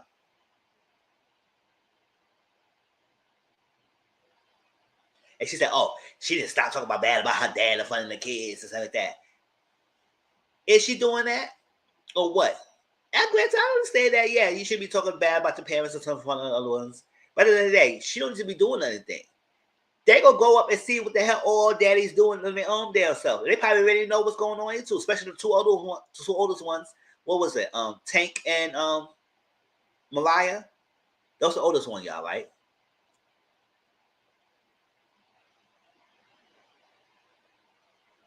They know what's going on. She don't need to talk about that about the daddy.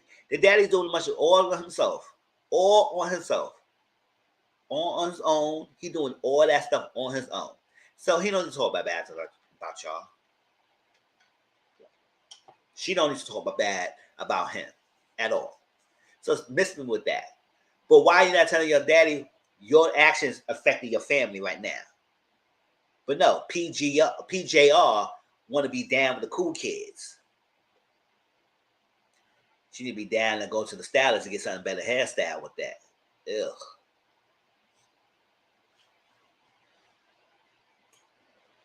So you want to play for co-parenting. I said, how you playing for better co-parenting when are you currently still going on a custody battle with Melanie? Yes, y'all. People forgot about that. He filed for full custody. He's suing for full custody. So Martell and Melanie are currently fighting this battle. And y'all gonna tell me why she can't be bitter and mad and want to keep her distance from him? And come out on camera and make it seem like Mel has the issue when you realize he is trying to file for full custody. Hell to no. We've been co-parenting and do a joint custody all this time, and now you want to do this craziness? So when I don't act right, when I don't want to be around you, all that stuff like that, don't call me no freaking bitter. Because he can't afford the child support long term. Well, that's his issue. He should have thought about that.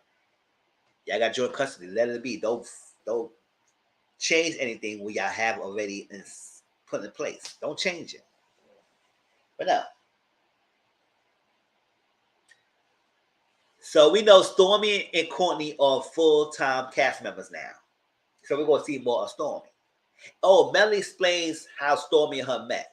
Now everybody might act like that Mel only friends is on the show. Melanie have friends outside of the show, y'all. Her only friendship is not on the show. So people so wrapped up on the show don't realize she has another life outside of it. Her only friendship is not to the top of the show. And the people on the show is not mainly friends. They may be co-workers. If the people get that, they probably better enjoy the show instead of freaking doing the semantics and all that stuff that's going on. Antics and gymnastics for someone. Nothing.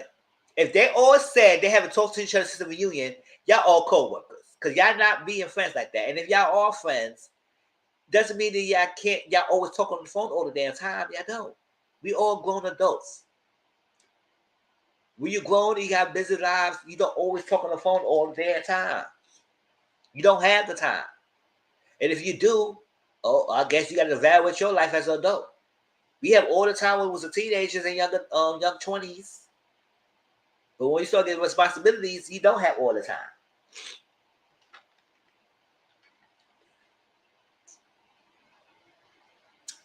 So,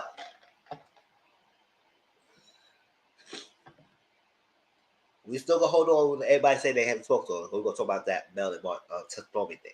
So, Stormy and her husband talk. He's upset that the baby's still getting breastfed. I said, "Oh, you jealous?" However you want to breastfeed, however long you breastfeed, it's up to you and the baby. At the day, that's nutrients for the baby, and sometimes it helps out in the long run. But you mad? He's like, oh, he got to get up for that. He ain't got time for that. We got all this. I said, oh, Courtney, calm down. Whatever. You be over it. Child, you get mad over the baby getting breastfeeding. Child. And I can't tell a woman what certain age the baby should stop breastfeeding. I'm not breastfeeding.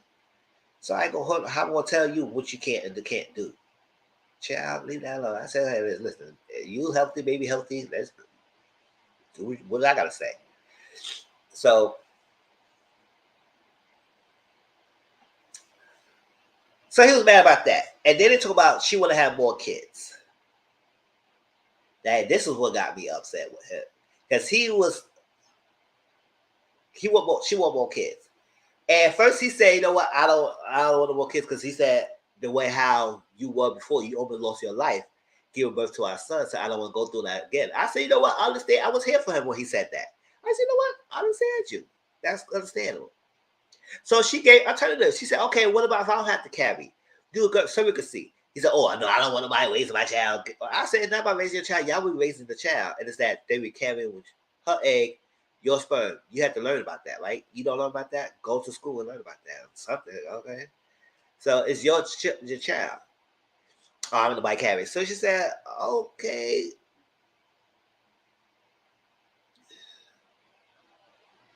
The audacity is the only thing constant on the show.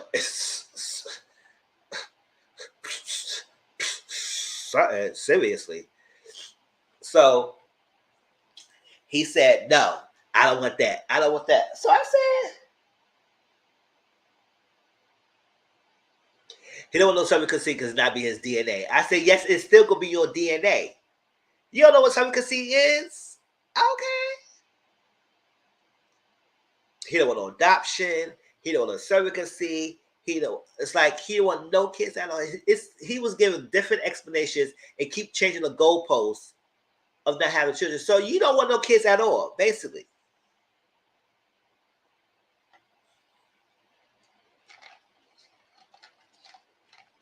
And he said, oh, no, I don't want more kids, period. You better check on no pork chops. I said,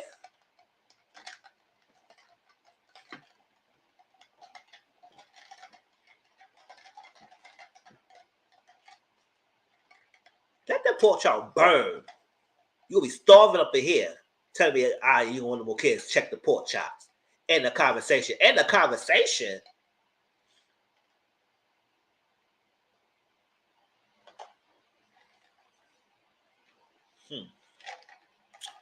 Okay. Just tell you don't want no more kids. It seemed like it.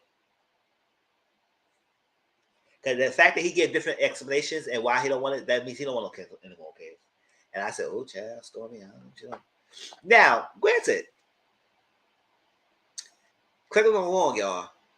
Then when she was talking to Tiffany last season, she mentioned she didn't want more kids. Now all of a sudden this season she wants more kids. What changed? When she was talking to Tiffany, she was very adamant that she wanted more. She was done because she was like, no, I had lost my life. I almost lost my life with this one. I don't think I can go through this again. She said that. So here go the figure. Oh, so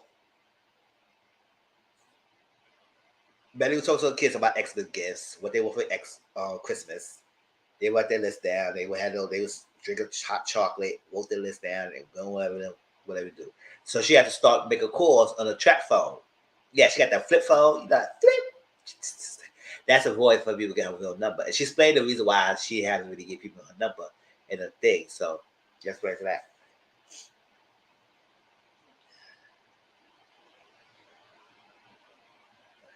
So she called people on the trap phone, invited them to Kimmy's event.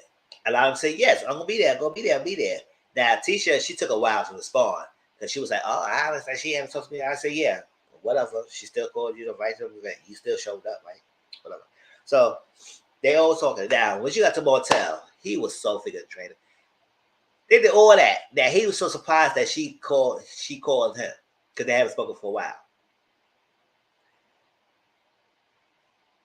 After all is said and done, he said, "Oh, so you gonna pray for me? You gonna pray? Pray? What are you praying for?" He said, "You gonna pray for me?" She said, "Nah, I'm not praying for you and everything." Now we got the background story. She said she said that she gonna pray to get him off her because he kept nagging her and everything. She wanted to be gone. She said, "Oh, okay, shut him up." You know when you shut people up. She said, "Okay, fine, whatever, fine, get out my face, fine." Well, that's like that. That's what she posted there. And he kept harping it up. So now he keep bringing that up because she did mention that this was an off-camera conversation while he was trying to walk her in the park and do all this extra stuff and do all this stuff like try to get back with her. And they want to pray to want to get back together to be co-parenting. How you gonna pray for co-parenting and get back together when you suing her for custody? Come on, that don't make sense. After we just got rid of freaking Destiny and Miss Wanda,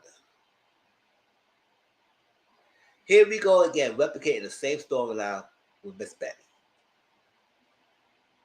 and low-key Stormy with Melody. I said, oh no. Right the other day, I was so turned off. I said, really? Stormy telling her mom, stop doing it. You make it seem like it's an issue. We don't have no issues. Match your energy. It's not a big deal. We know we communicate all the time. It's that's it. We haven't talked since the reunion. All that stuff. I haven't talked to a lot of people since the reunion. All that stuff. It's not a big deal. It's not big. You added fuel to the fire on social media. It's making it worse. She's like, I don't care. I know you didn't tell me to do that, but I'm gonna do that because I feel my baby was born. I'm gonna defend my baby, and I'm gonna say what I gotta say. And I remember when I first met her, it was the energy, and I didn't like her. I said, "Oh my gosh."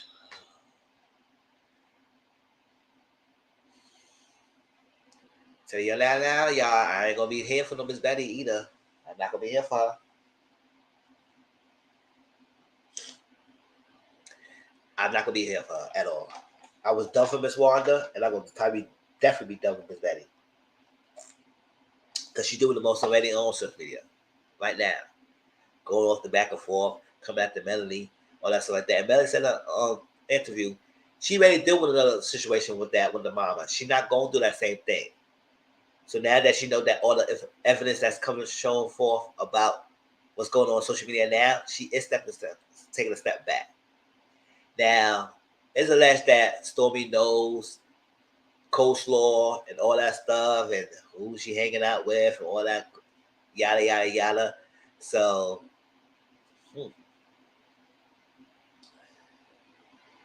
So Stormy said Betty never really like her friends. She gave them a hard time, and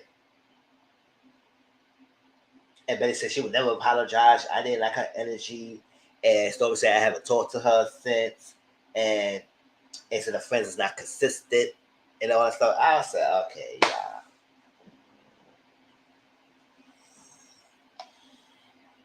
It's aggravating me already. I said, Carlos, I could have said it's not a regurgitation from last season. It's not continuation. It seems like it's making the same similar storyline with different people. What are we doing here? What are we doing here, Carlos? Please, let it go. Like,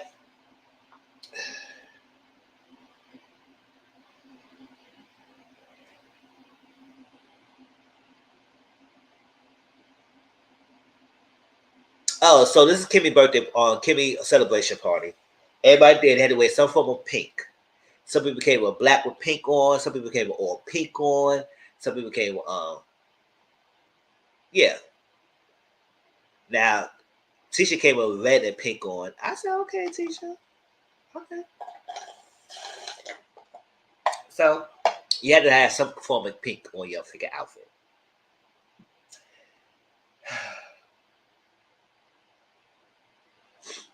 So remember I said earlier that nobody really talked to each other since the reunion.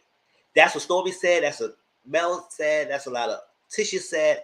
A lot of them haven't talked to each other since the reunion. Right? So explain to me why it's an issue with Stormy and Mel with this phone number. Why is this an issue?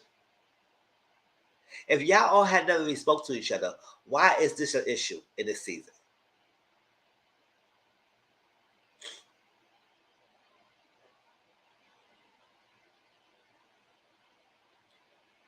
Mel haven't saw Mel and Martell haven't seen each other for a while. Martell keep bringing out this prayer.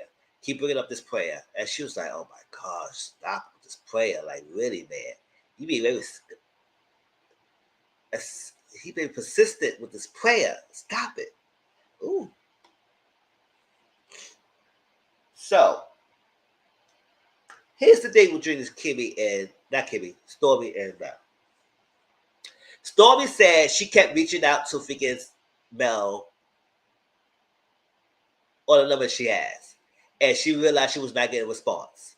She was getting no messages back, no text messages back. It was not going through. She's not getting a response. So she want to know what's up. Because she said at the end of the day, she's like, there's no issues, but I match energy. When I realize I'm reaching out, you're not giving nothing back. I'll probably step back. I said, okay, cool. That's fine. It doesn't mean there's any issues. You know, it's probably that number. At this point, Mel changed her number. So a lot of people don't really have her new number. So when she asked Mel about it, she's like, okay, yes, I changed my number and everything. I had a new number. She said, you didn't give me the new number. She said, well, you could have DM'd me. She said, oh, I'm not going to DM you the number. Now, when I was watching, I was saying, listen, okay, one thing, if you get a new number, if you have friends you want to get a new number, you will reach out to the friends and give you your new number. You will text them or call them, let them know your new number. That's that. That's if you want to. But my thing is, Stormy, in this day and age with social media going on, even if you have each other's number, people still hit you up on social media. That's the main mode of communication of most people. Some of your people in this chat might have your numbers. Some people on the panel I have their numbers, but we still communicate through social media. So when Mel had this interview with Olay's first friend, she said that Stormy was checking her figure stories. So if you really want to talk to her and get a hold of her, y'all could have communicated. You could have just DM'd her if you were checking her stories. You could have said it right there and there, and she would have had a conversation with her and see what was going on. And there was issues that she said her Stormy always talked through DMs.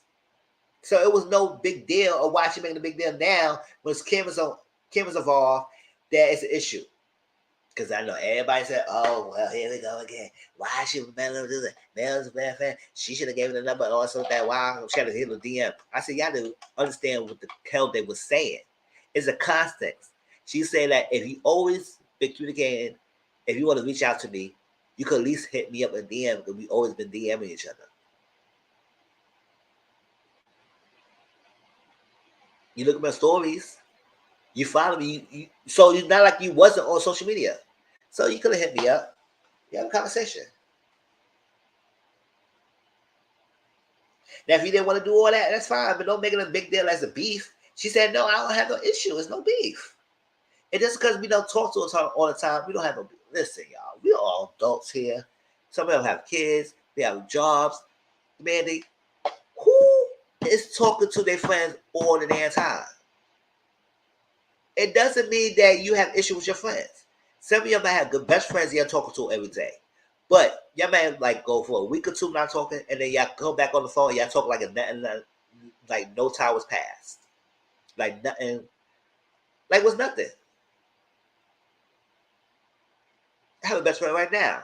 Going through something right now. I called her and say how she doing, everything. She reach out, and all stuff like that. And that's that. Because I know she going through something, so I'm going to give her some space. But doesn't mean we don't have any beef. If it's like sometimes even weeks we don't see each other, but it doesn't matter if we don't support each other. I can give her a call and she can call me and say we just talk like if nothing happened. Pick up where we were left off. So I don't understand this constant need that we gotta constantly reach out to each other. Y'all let me know how y'all feel. Because that was just too much. I said, what are we doing here? Y'all don't go adults.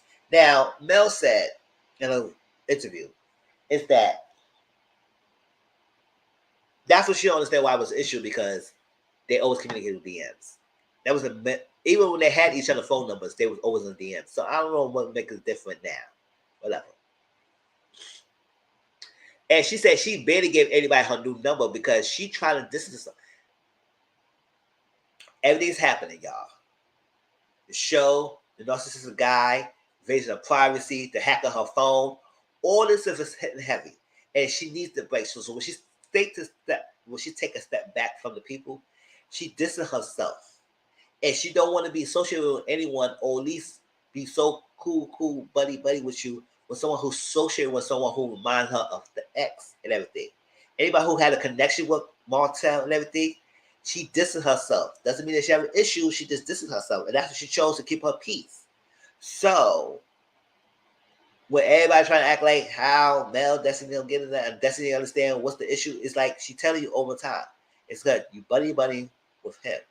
She didn't tell you can't be friends with him. She just said I had to distance myself because anything associated with him is gonna be a problem because it's a small town.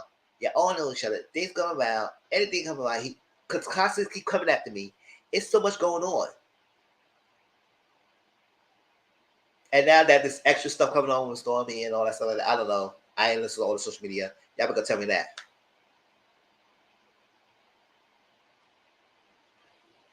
Yes, exactly. So I was like, so I understand what Miles wants to keep a distance. Come on, y'all. You have to understand that this girl got humiliated by a person she been with for a long time who was a narcissistic guy. Still doing things as this day, i.e. the current custody battle. All that stuff. Constantly talking, constantly making jabs at her, thinking that, showing the world that she may be dating someone, knowing that she's not dating that person, doing constantly jabs. So when she want to freaking take a step back for everyone, everybody make it seem like it's an issue. No. We're adults. We're busy. We don't always talk to each other all the time. But doesn't mean that we have an issue.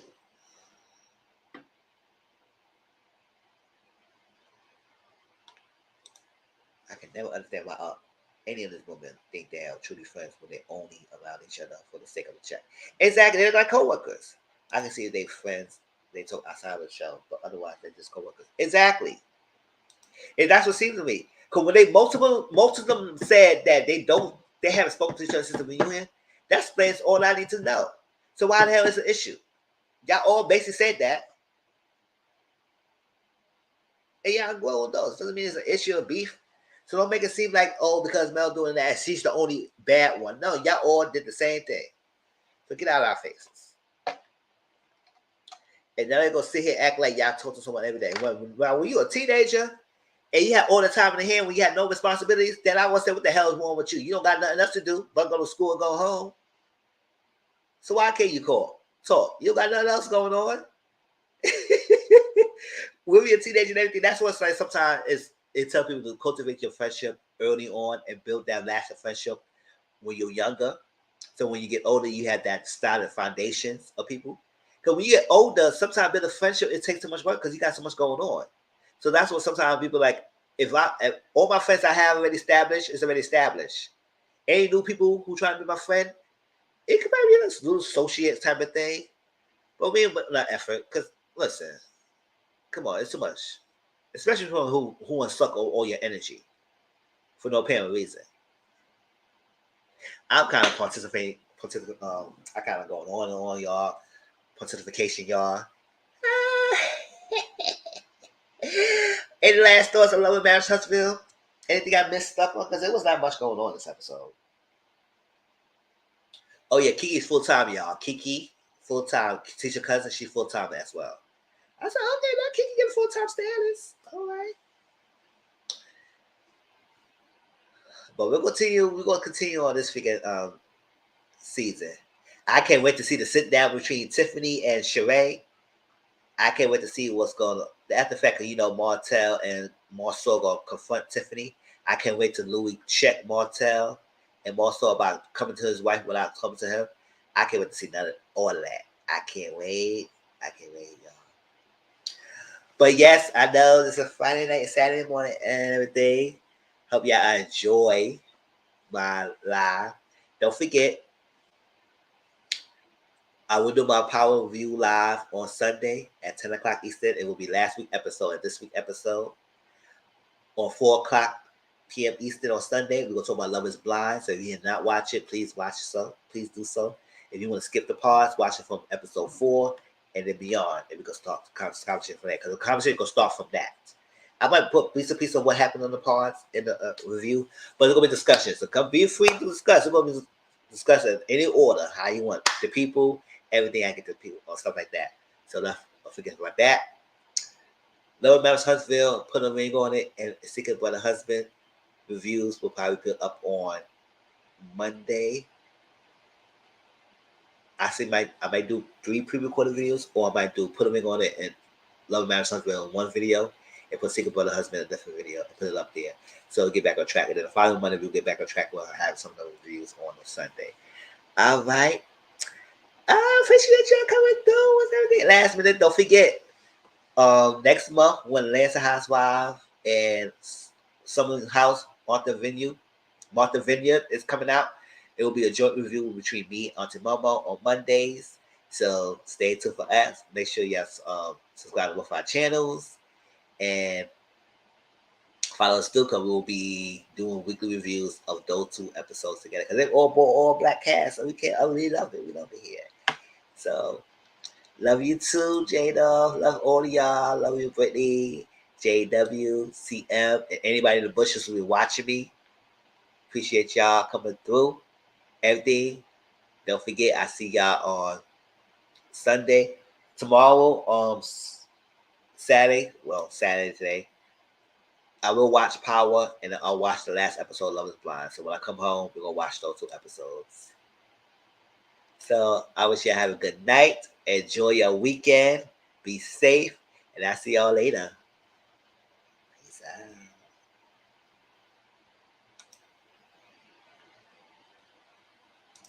Love you too. We are family.